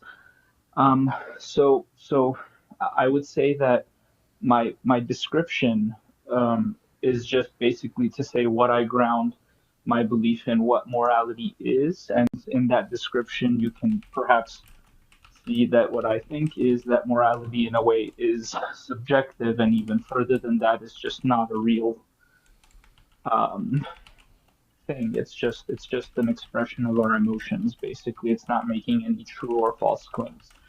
And so that's the assertion. I guess the And way it and speaks to what you said about objective morality is just that I think that it's not objective and it's subjective in the way that I described. you said that you really believe that's true, correct?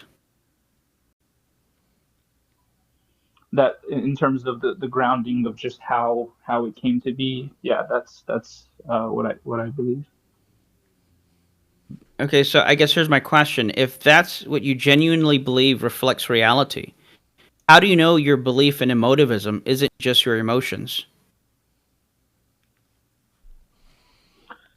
Ultimately, I guess you can't know, but I would just base it on whatever evidence I have from just evolutionary biology, my understanding of what the natural world is and represents. I think you can't really know anything for certain, right? So you just have to use your inductive and deductive reasoning approaches to make Can make I the best sense of can it I as you can, ask? and that's the best sense I made of it. So you seem to be appealing to an extreme form of skepticism there. If you say that we can't know anything for certain, how would you know that statement is true? I wasn't trying to appeal to a extreme form of skepticism. I was just zooming out like that because I might have been misunderstanding your position, but I thought maybe that's where your position was coming from, or in terms of the way you were challenging my assertion. But I might be wrong. I might have Yes. misunderstood what you're doing. No, I was challenging your assertion, but what I'm saying is my challenge to your assertion is essentially an attempt to show that your assertion reduces to absurdity, a reductio ad absurdum fallacy. Because if you're gonna appeal to evolutionary biology and this is how we got our beliefs, and I would even just point back to my first argument I made, which you may have not have been here, which is fair, but Alvin Plantinga has a very fascinating argument, the evolutionary argument against naturalism. And the reason I say you seem to appeal to an extreme form of skepticism because you seem to assume I, that I in didn't order I to have didn't hear what knowledge, that was. you didn't hear what I'm sorry. Yeah, I what was wasn't that? here when you made that argument. I wasn't here when you made that argument. I think it's Plantinger's assertion that evolution isn't gonna tune us It says to figure out truth, but it's gonna tune us to survival more so, right? Something to that yes, tune. sure, yeah, that's fair. Sure, yeah. Yeah, I think Right. that's perfectly reasonable. But I feel like it doesn't necessarily invalidate the assertion. Um, I can completely grant that we're not truth-seeking machines. I don't think humans, our brains are necessarily naturally. That's what we try to do. I think we try to um, do things that feel good. Sure, we have this bias towards survival and existing, and all of those things are true. So, as far as truth seeking and what seems to work, I think, and historically seems to be the case, is um, deductive reasoning seems to be a pretty poor way to come to a good understanding of what the natural world is, and it seems that inductive reasoning does a little bit of a better job. So a lot of times with these religious arguments, I know that there's not, Can I jump in you don't have here much of a before choice. you go have further? Sure, yeah. Yeah, and Eric, before you jump in here, I noticed Dean has joined the live stream. So Dean, if you're still watching, come on up here. Come request. Come debate whether God exists or not. Anyways, go ahead, Eric. Okay, so yeah, so if you're gonna grant Planiga's argument, then why would you trust any belief your brain produces? I have no choice but to use my reasoning and my sense experience of the world to piece things together and Why come up with trust it? what I think is good. Because I have no choice. You don't Sure you necessarily do. have to completely trust it implicitly. Um, No, not necessarily. Like, for instance, I know that my eyes aren't great at if I see something from far away, and I'm not going to be very good at discerning what that is. So if I see something in the distance, I won't say, "Aha, there's a dot out there sitting in the distance." I can use my reasoning and say, "No, no, no. I know my eyes are faulty, and if I come much closer to that thing, it will be different." So in the combination of those two things can come together and lead me to a better understanding of the natural world, right?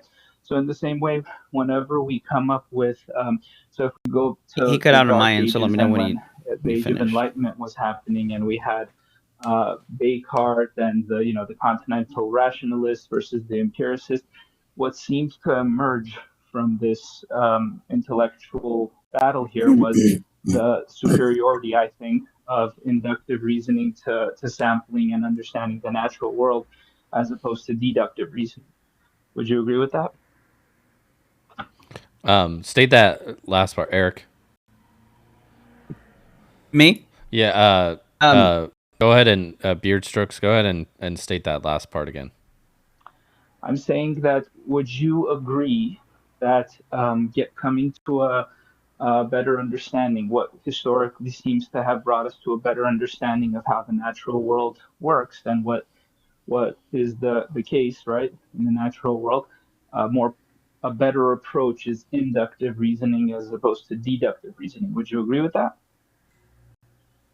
No, I would not agree with that, and I think your analogy of your eyes misses the point of the argument. I'm not saying that your brain is faulty.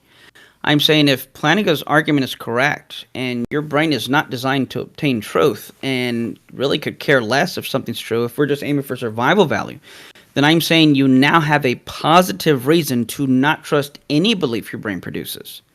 And so whether you're arguing that morality is reducible to emotivism, whether you're arguing that the best way to come to knowledge of reality is inductive, are all beliefs produced by your brain that we already have a reason to not trust it. Here's the thing. So for Plantinger's arguments, do you think that these things are mutually exclusive? So could it not be the case that our brain is not necessarily optimized for truth, but there's some competing interest in terms of us having a good sampling of what the natural world is through our sense experiences, which is the only thing we have. We don't really see past the veil of perception. But in terms of that is giving us to some degree reliable enough information that we can use our understanding and put a rocket on the moon, for instance, right? I mean, to get a potent understanding of the natural world, despite our minds that are evolved for survival. But I think that survival is supplemented to a great degree by just having senses that give you some reliable, some value in terms of producing reliable, repeatable results in how the natural world functions. So I don't think Plantinger's argument is a defeater in any way. So it is acknowledged by even atheist philosophers as a defeater. They just try to defeat the defeater. But that's fine if you don't think it's a defeater. But my point here is that I'm not sure if you're still understanding. It's that essentially if we have reasons to not trust our brain, then everything you're telling me is a belief your brain is producing. So I still don't understand why you would trust it. And because here's what you're essentially saying. Well, sure, we can't trust our brains, but look what it produced. But why do you believe it produced something good? Well, because your brain told you. Which now you're back to the same problem. So you're essentially saying, I can trust my brain because my brain tells me I can trust it sometimes. But that's circular, and that's where the defeater would come in. I wouldn't try to, I'm not trying to be abrasive at all, but I could probably levy that argument for the objectivist, right? Because you're somewhat implicitly judging your things. I feel like you're more implicitly judging your senses and emotions and your evolved mind and human reasoning to make assertions, these objective assertions.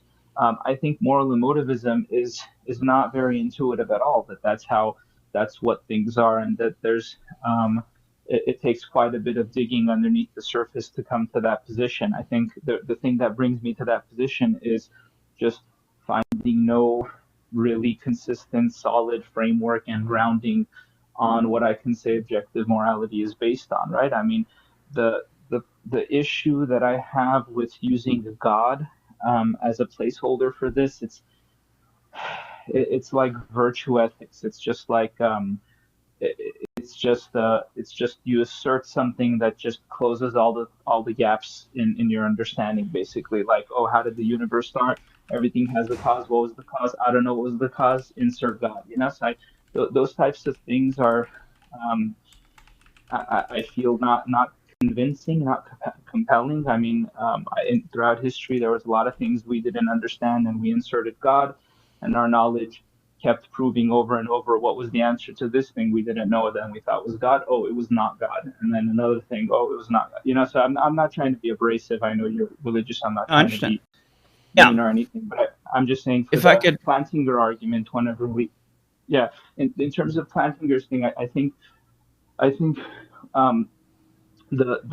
our brains are not truth seeking or optimized, that's evolved and optimized for truth.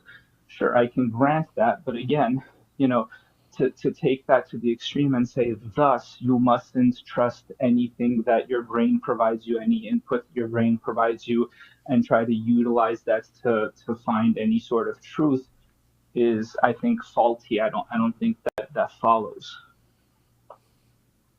So the implicit accusation, which I don't mind because you're being very respectful, you're implicitly accusing me of presenting a God of the gaps argument, an argument from ignorance. But note that none of my arguments we've discussed so far is saying we don't know, therefore God. That is nowhere in any classical argument for God's existence. I wasn't trying to implicitly. I promise I wasn't trying to accuse you of that. I just, in general, I know that in this space, I hear it a lot. And I'm not saying you in particular were saying that. I'm just saying, other religious people tend to levy that, argument. Yeah, and I'm sorry that you hear that a lot. I'm doing my part in trying to fix that on our end, and that's why I'm at a different church almost every week, telling Christians stop using dumb arguments that are illogical. So yes and amen. We can agree there. But yeah, just to reiterate, none of my arguments have been an argument from ignorance. But it's been known. What was that? Yeah. I was just making a joke. I'm like, let it be known we have consensus. Yes, we have consensus and reason to trust that consensus because our brains were designed to obtain truth. So yeah, but without going into the deep weeds of Plantinger's argument, Here's the analogy I often use. Suppose you wake up from a nap and you look at the microwave and it says 12 o'clock. And on that basis, you form the belief it is 12 o'clock. But then you notice it's really hot in your house, there's water under the fridge, and you glance at the microwave again and it's blinking 12 o'clock. And then you say, oh, the power must have went out. Now the question is it 12 o'clock? Well, the honest answer is I don't know. Because it could be 12 o'clock, but you don't know if it's 12 o'clock because you now know that the power outage has affected the reading of the microwave. So here's the point that's analogous to Plantinga's argument. I now have a reason to not trust the time that the microwave reports because I have an undercutting defeater for trusting in its reliability as a mechanism to tell me the time. Now, you could say, well, I can go to the bedroom and look at the alarm clock, and you run to the bedroom and you look at the alarm clock, and the alarm clock says 12 o'clock as well, and you're like, well, there you go, confirmation. However, the same problem arises that the alarm clock is also affected by the power, and thus you have an undercutting defeater for anything connected to the power for the reliability of telling you the time. So, analogously, if your brain is a byproduct of natural selection that could care less about truth, aims at survival, and is not designed to obtain truth, then you have an undercutting defeater for any belief your brain produces, including the belief in emotivism, including the belief there's no God, including the belief of fill in the blank. So everything you're telling me, you're basically saying, but the microwave says it. And Eric, just real quick for Yeah. real quick for just the general audience watching, can you explain an undercutting defeater? It's something that removes any justification for your belief. So a justification in philosophy is a reason to believe something. But an undercutting defeater will remove anything that's going to be able to justify it in principle. Same thing with like a different analogy. Sorry, go ahead, Eric. I don't know where my voice cut out at, but I was just talking about an undercutting defeater, how it removes any justification for any belief you have, is what an undercutting defeater would do. So if you have an undercutting defeater for any belief your brain produces, then that's where the problem comes in when you just point to more beliefs that you have. Well, I guess for Plantinga's, again, if our brain is not evolved to seek truth or to be a potent detector of truth, and it's more for survival, would you not concede that maybe not in all, but at least in some cases, detection of truth is going to be helpful to survival, and so it's not something that is completely a defeater. I mean, that's not the full scope of my objection to Plantinga's argument, but I mean, just that one piece of it makes it seem like it's not a defeater. But I think you're missing the point. If this provides an undercutting defeater for any belief your brain produces, to be clear, I'm not saying you cannot have true beliefs. I'm not saying you might get lucky every now and then. I'm saying you have a reason for any belief your brain produces to not trust it because it has this undercutting defeater. So again, a broken microwave clock can be right twice a day. That doesn't mean that we now have a reason to just, we can trust it occasionally because we wouldn't be able to verify that. Yeah, exactly. But then you wouldn't know, you wouldn't know why you ought to trust it occasionally because the thing you're anchoring it. So I get what you're saying, but again, this would just go back to, I mean, you just have to do the best you can with your sense data. I mean, I think then saying, okay, well then look this way and thus God, I don't know if that's compelling to me. Hearing that doesn't seem convincing. But at this point, so I'm not. I think a lot of the secular. Go ahead, Eric. Yeah, I guess I was just saying that basically, I'm not saying that's your argument necessarily, but I'm just saying in terms of almost anything that science has produced and our observation of the natural world, I mean, again, has been arguably with our evolved brains. I don't think it's I think the tools that we have of reasoning paired with a collection of sense data, however much our brain and collection of sense data work together, more biased towards survival, still put together, we can create objectives and effectively accomplish those objectives, manipulate the natural world consistently, repeatedly, and help with our survival, let's just say, right? And what organ of your body produced those beliefs that you just told me? The beliefs is just it's going to be in your brain, I guess. Is that your question? Where does your belief, or just wherever your thinking happens, I suppose? Is that, I don't know if I understood your question correctly. Yeah, I think you did, and you said brain. And I'll just reiterate: we've already established there's reason to not trust it because there's this undercutting defeater given natural selection. And would your proposal be because of that? Again, we can go to a very skeptical position and not trust anything, right?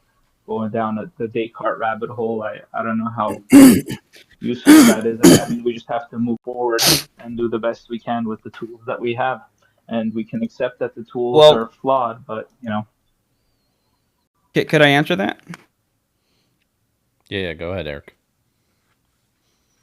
Okay, so no, I wouldn't say we go down a Descartes rabbit hole. What I'm saying is it's a reductio ad absurdum against atheistic naturalism or naturalism, because here's an extension of the argument would be that if there is no God, we have an undercutting defeater for every belief our brain produces. And if that's the case, we can't have knowledge. However, the modus opponents here would be, but we do have knowledge, therefore atheism isn't true, therefore God exists. So, no, we don't have to go down the rabbit hole of Descartes, but the argument would be that if there is no God, yeah, we would be stuck in what I've heard called a dialectical loop, where, yes, you would have to appeal to an extreme skepticism because there would be no way to know anything. But I think we do know things, therefore, the worldview of atheistic naturalism can't be true. All right, Beard Strokes, we're going to give you last response here, and then we're going to wrap that up. Yeah, we're kind of circling the drain on that topic. I guess the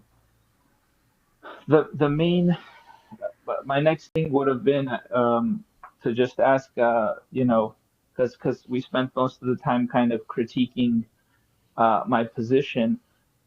Is the main anchoring of your position in terms of saying, hey, it must be God, is simply by critiquing an alternate explanation, and saying, thus, if there's some way to invalidate this, then it must be God? Because I guess, because if I go back to the original syllogism we were working off of, the syllogism simply asserts that there is objective morality, which I guess we were kind of, this whole time we were arguing that first premise that I'm not so sure there is objective morality. And then if there is objective morality, then the next big logical leap is that then it must be God. And I would assume whenever you say that as a Christian, it's not just God, it's the Abrahamic or Christian God, right? It could be a panel of gods. It could be, it could be. So I think there's a lot of holes that are fascinating that we can talk about and go down. But yeah, that would, I don't want to completely take over everybody's time to talk on the live. But I appreciate the conversation. Yeah, thanks for coming on, Beard Strokes. Appreciate it. Thank you. Yeah, have a good one, guys. All right. Well, Eric, I know you've gone for a while, so I don't know. I want to be considerate of your time too. So we can end it here if you want. We could do one more person if you want, or multiple. It's up to you, man. Let's ask a magic 8-ball or see what our emotions say. Yeah, we can do one more. Okay, we'll do one more. We've only got one person requesting now. I think everyone has got scared away by you, Eric. So. Everyone converted to theism. Yeah, essentially. So we got J-Dog Money. So J Dog Money, you're our last guest. We're bringing you up.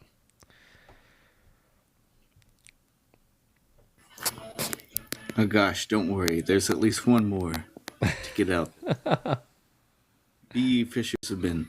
Hey, J Dog, I really like how you're generally positive and like not like just I gonna get out of there as soon as possible when somebody comes in. So like vibe check is passed. I've been watching for a while, Thank you. thanks for being like respectful of guests and stuff. That's pretty cool. yeah, of course, man. Before you continue off, one, what's your name? I mean, It's okay J-Dog to is what J my Dog. online friends- All right, it's okay. J-Dog is the way to go. All right, J Dog. I don't know. I'm a substitute teacher. I don't want to be get got because of this. No, that's okay. Well, sorry, what J Dog. I have to ask another question before, just for TikTok. How old are you? Yeah. I'm 33. 33. Great. And then your At the pivotal event. J Dog, your mic is going like in and out, like as far as like levels go. I don't know if there's something you can do to fix that. Yeah. Give me 1 second. I'll plug something in here. Okay. While I find the thing, I had two questions. One was mostly definitional. So like, I don't think this is something that would be productive to talk about because I don't know so much. But objective morality. Can you explain to me, unconvinced, what the difference is between objective and subjective morality and like why that should be a point we pay attention to?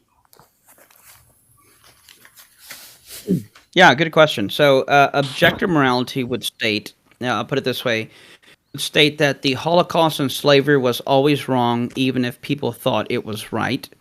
Subjective morality would have to state that the Holocaust was right if the majority agreed upon it, or if it was right for the people who thought it was right, and slavery was right for the people who thought it was right, or it was right in that time period when it was illegal.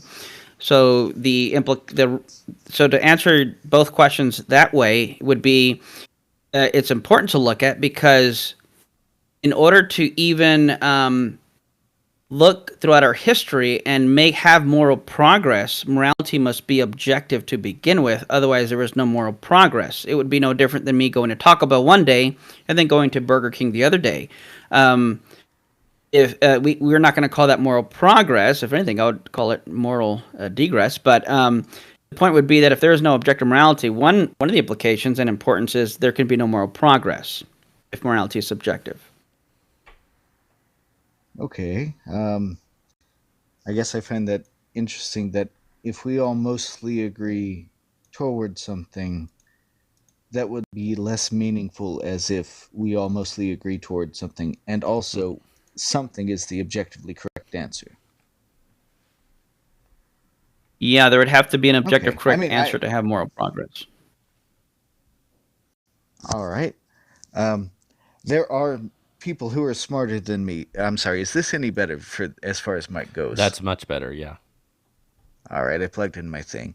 There are people who are smarter than me that do like make cases for objective morality in a non-theistic situation. However, again, I'm not 100% on that. I'm genuinely, I mostly don't know what people mean when they use those words. So I just think what is right is what is right, and we have good reasons to explain that. But the main thing I wanted to debate, God exists, the first thing.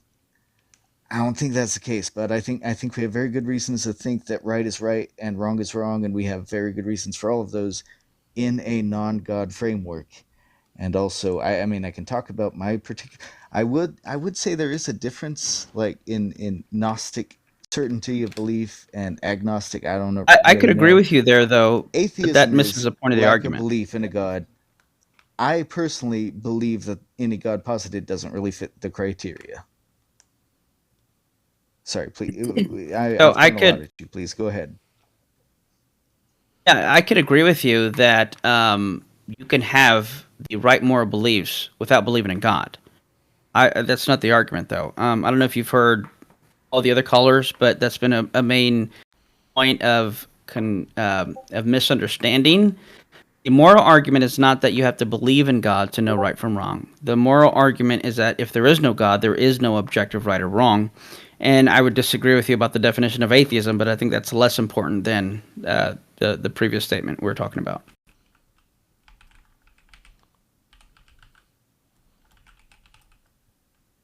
Well, I mean, God, if I accept the premise that God exists, objective creator, right and wrong was set down from the word go, and everything else to go.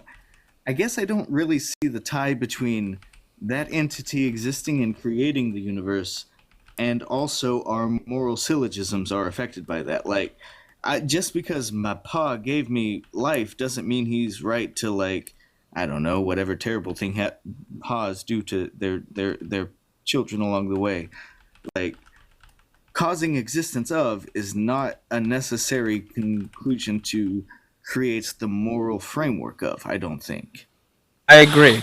Yeah, and that's not. I agree with that. But that's not my argument.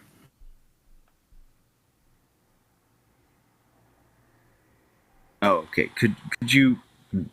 I'm sorry, I'm a bit slow. Could you restate your argument in simpler terms, perhaps? I think I misinterpreted what you were saying.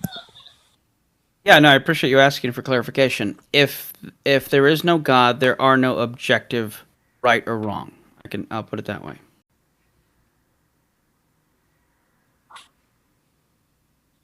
Okay.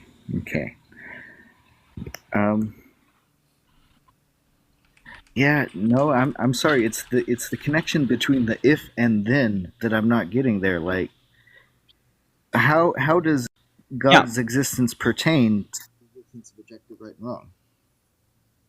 Yeah, so good question. So when you look at the properties of a thing, it tells you about what is needed to ground it. So when you look at the properties of objective morality, if we assume objective morality exists for the sake of argument, then morality that is objective is going to have to be something that is necessarily true. It's going to have to be independent of human thought or opinion because we are not necessary beings. It would have to be something transcendent because, again, the physical world began, and a moral right or wrong doesn't begin to be. It's not like when slavery was abolished, that's when it began to be wrong. It was wrong even before it was abolished. So you would need something transcendent, something eternal, some grounding that is morally perfect, something independent of us and that is necessary. And then when you go further and look at the properties of morality, you look at the things like moral values would include loyalty, justice, kindness. Those are moral virtues. And note how all of those moral virtues are intrinsic to persons, not objects. In other words, a table cannot be loving or kind. Persons are loving or kind. So we can now add to the list of the properties of the thing that must, the grounding that must give a foundation for objective morality must now also be personal.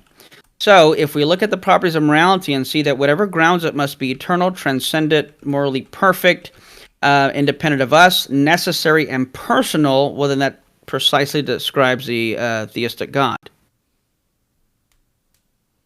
All right, I don't know if it's just me, but I am having some technical. It seems like you're cutting in and out, perhaps a volume or.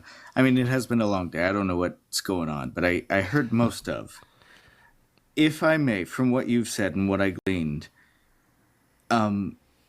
it seems as though it is likely that the God that you are discussing logically is also a God described by the Christian Bible. Would you say that is a fair jump?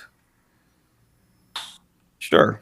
It doesn't, the argument in and of itself doesn't necessarily entail that, but yes, I would argue that is the God I'm describing. Okay. I'm just saying because I don't want to like mistake or go so crazy or not.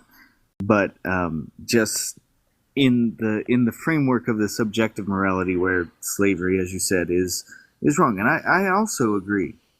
It is bad to own human people. Can we all just like look around and say, hey, it's really, really bad that people owned other humans and still do in some places. It sucks. It's awful. I'm against that. But also, there are accounts of creator deities who are maybe like given rules on how to do it right rather than saying slavery's bad. Can I guess where you're going? We apply objective morality to the archetypical gods that people talk about.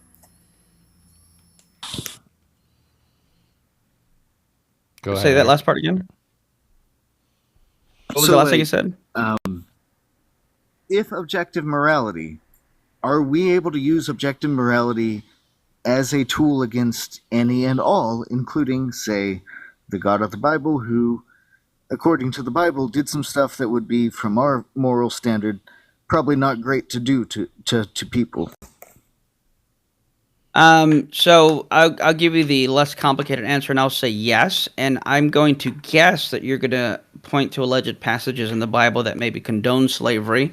And if you're going there, I would guess then you probably weren't here from the beginning, which is fine. Where I had that discussion with someone, but that's my guess where you're going. You tell me if I'm off. We could do slavery first if you would like. Yeah, go ahead and discuss the slavery. Well, if I can kind of redirect the conversation, because now we're moving on to like Christianity, but I don't know if there was ever a consensus on whether God exists or morality is objective. I guess the reason I bring it up is like people who assume God exists often assume morality is objective, and then as a third assumption, assume that thing that I mentioned. And it's not pertinent, but it is like the kind of cultural framework that I'm dealing with as a human person in the Western civilized world, as we put it. So I'm happy to bring it back to a more specific thing as to why God might exist or might not exist. But I feel like perhaps if we're redirecting away, it has been a long day. So thank you for having me on, and I hope you have a wonderful rest of your time. If you want to ask a question of an honest, like not ill-intentioned atheist materialist guy who probably disagrees with you on like a fair amount, but also agrees with you on most of the more important stuff. What's up? How you doing? Yeah, was that for me? Know. You seem like you're logging. You see exit. Oh, J-Dog, you're having some audio issues. Sorry about that. If you're logging off, thanks for having me on. Is there anything you would like to ask of me? Because I think we disagree on much, but I don't know how intellectually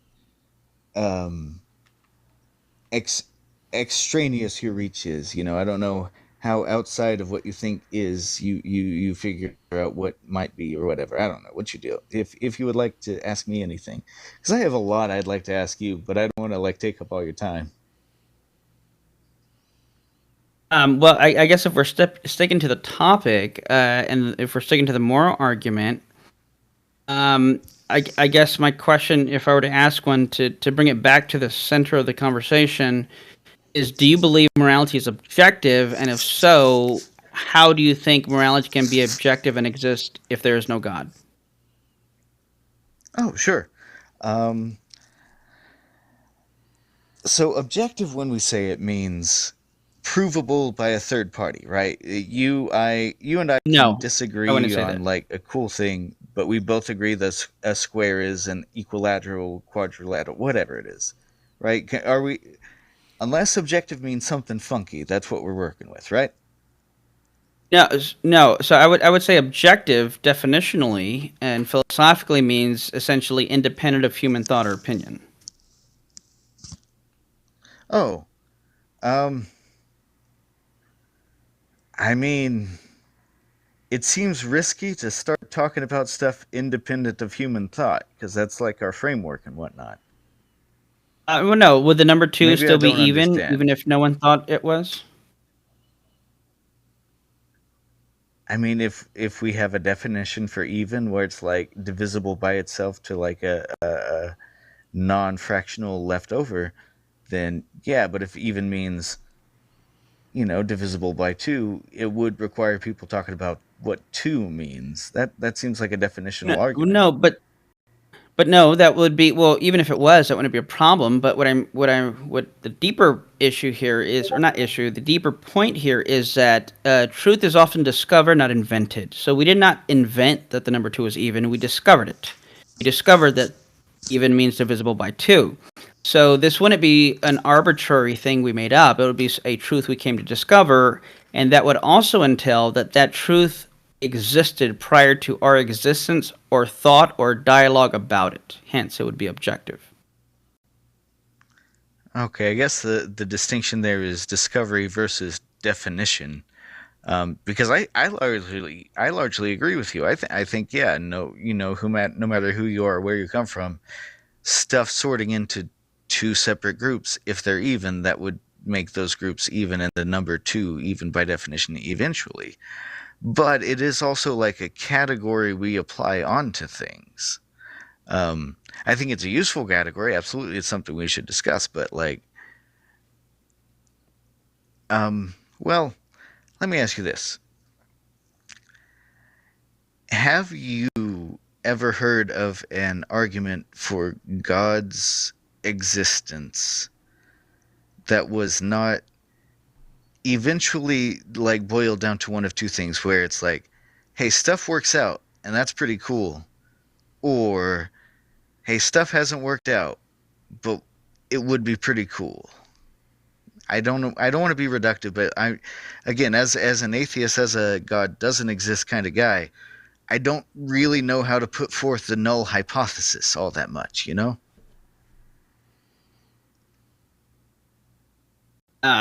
Could you rephrase what you're asking? So I'm not exactly sure what you're asking. Sure. Okay, so if I disagree with your first thing, God exists, it seems as though that proposition is by itself something that the guy saying it should define, right? Like, if God exists, what does that mean for the definition of the word God? You have an idea in your head of God. Your host guy has an idea of his head of God. I have an idea in my head of a few different ones. I don't think any of them match any of yours. But as the guy who's like, God exists, I don't think so, actually.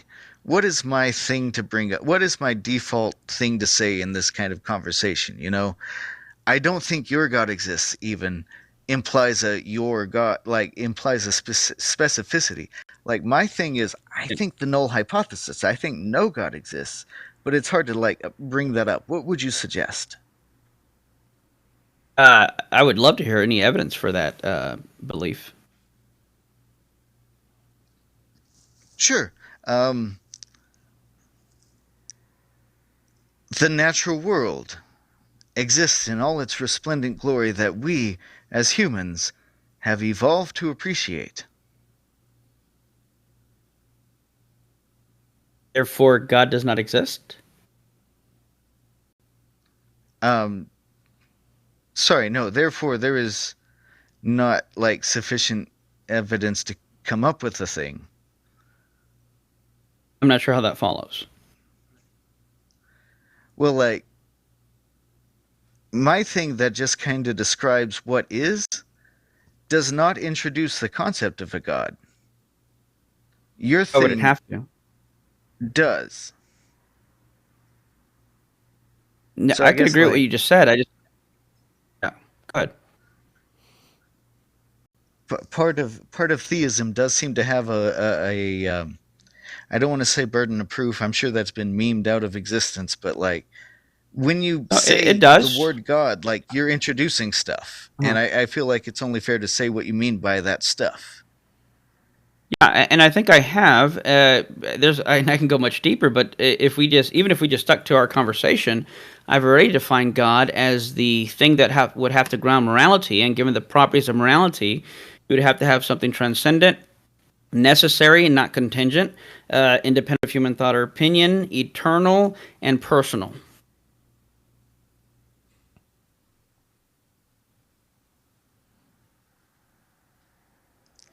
I'm sorry, that was your definition.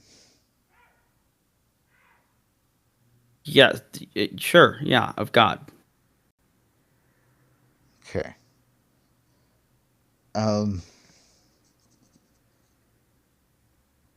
Yeah, I'm sorry.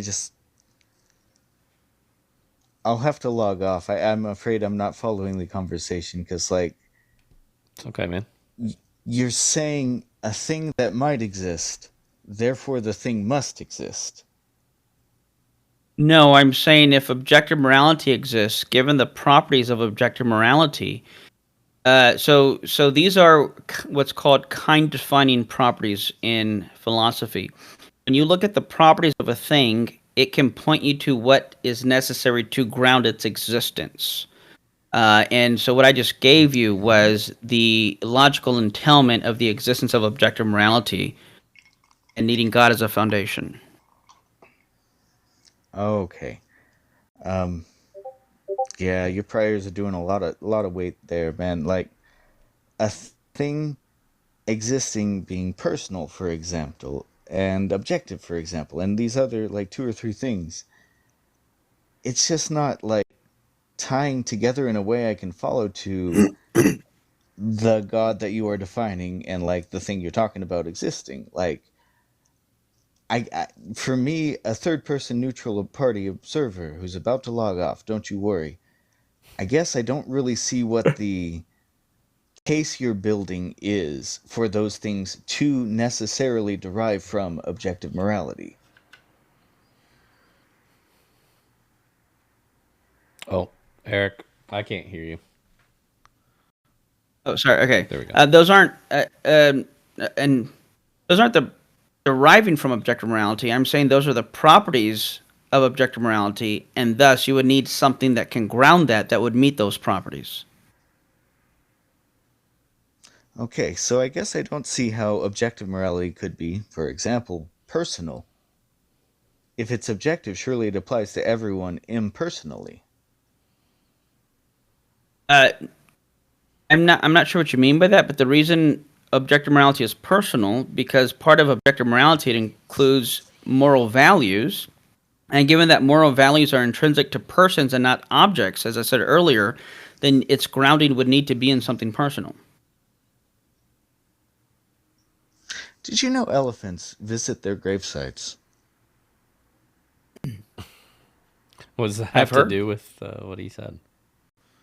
Well, I mean, if you define morality to personhood, it's meaningless. It's a non sequitur. It doesn't follow at all. I don't think morality So is limited to us as humans. Is my thing. Is what I'm bringing this up for. So that would be a separate discussion, but at best, what you could say is elephants might meet some of the criteria of what morality fits, but that would be, but something being loyal or loving or kind, assuming that's where you're going, would be a necessary condition for morality, but not sufficient condition for morality. I guess that's just another thing that you're kind of saying that I don't really see where the precepts are.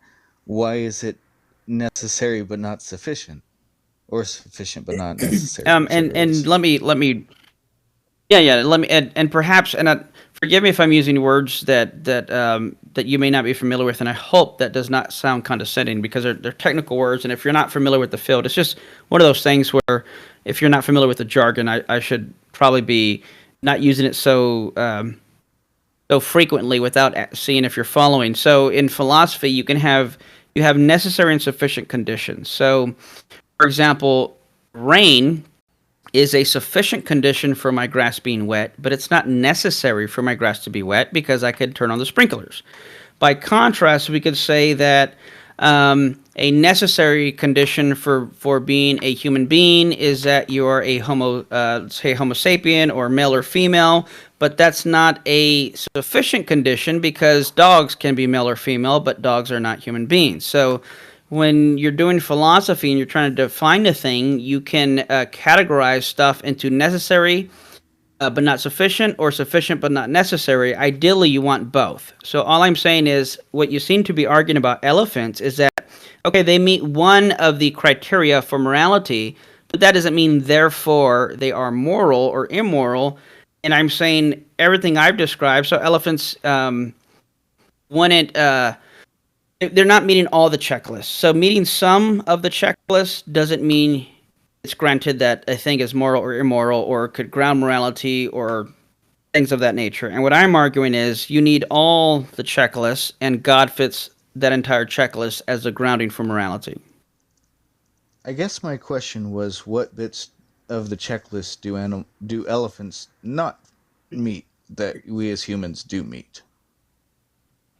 Like, what does that mean? Perhaps an abstract type of thing. Well, hold on. Are you talking about for the grounding of morality or for being moral?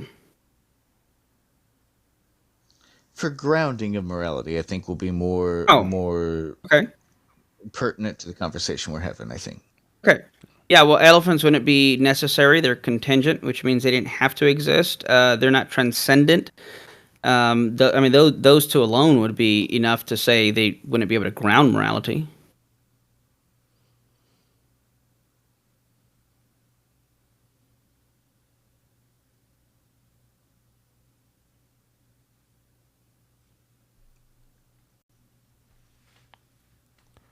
I don't know. I'm having some technical issues, so I'll go ahead and log out. Yeah. I think that you are generally well-intentioned. That's my vibe check for you. So I wish you the best of luck in your good intentions as it affects the world around you. I do think that you and I personally could have several interesting conversations about the subject. But, that's life. Enjoy your TikTok and good luck. And I love you. Goodbye. Hey, thank you so much. Thanks, J-Dog. I love you too, man. Thank you. Appreciate it. Thank you. Awesome.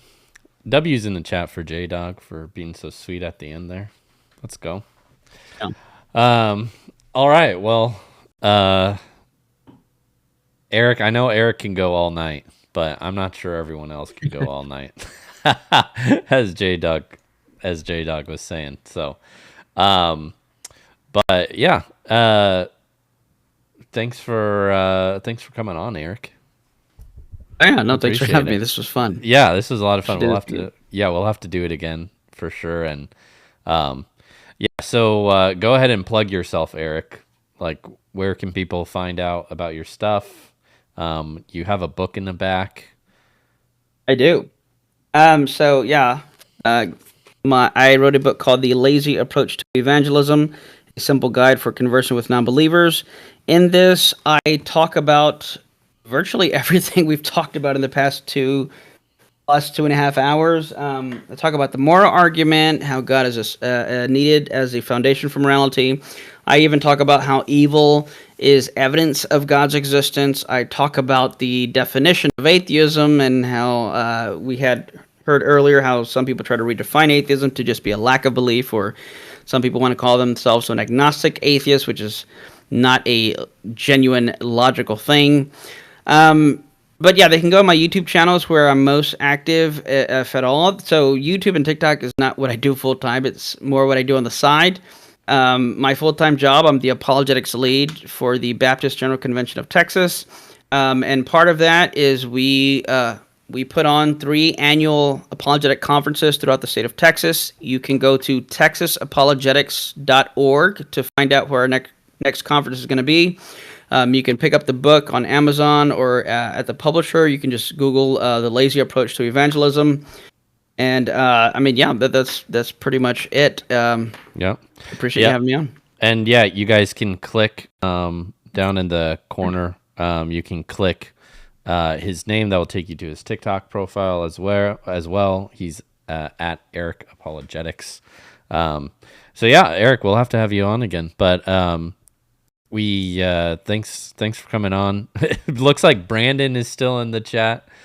Brandon's still out here complaining about how you're disingenuous and dishonest, and even though no one else has accused you of that. So, Brandon, I think it's just you, man. Well, anyways, everyone, you guys have a good night, and thanks for watching. Oh, thank you.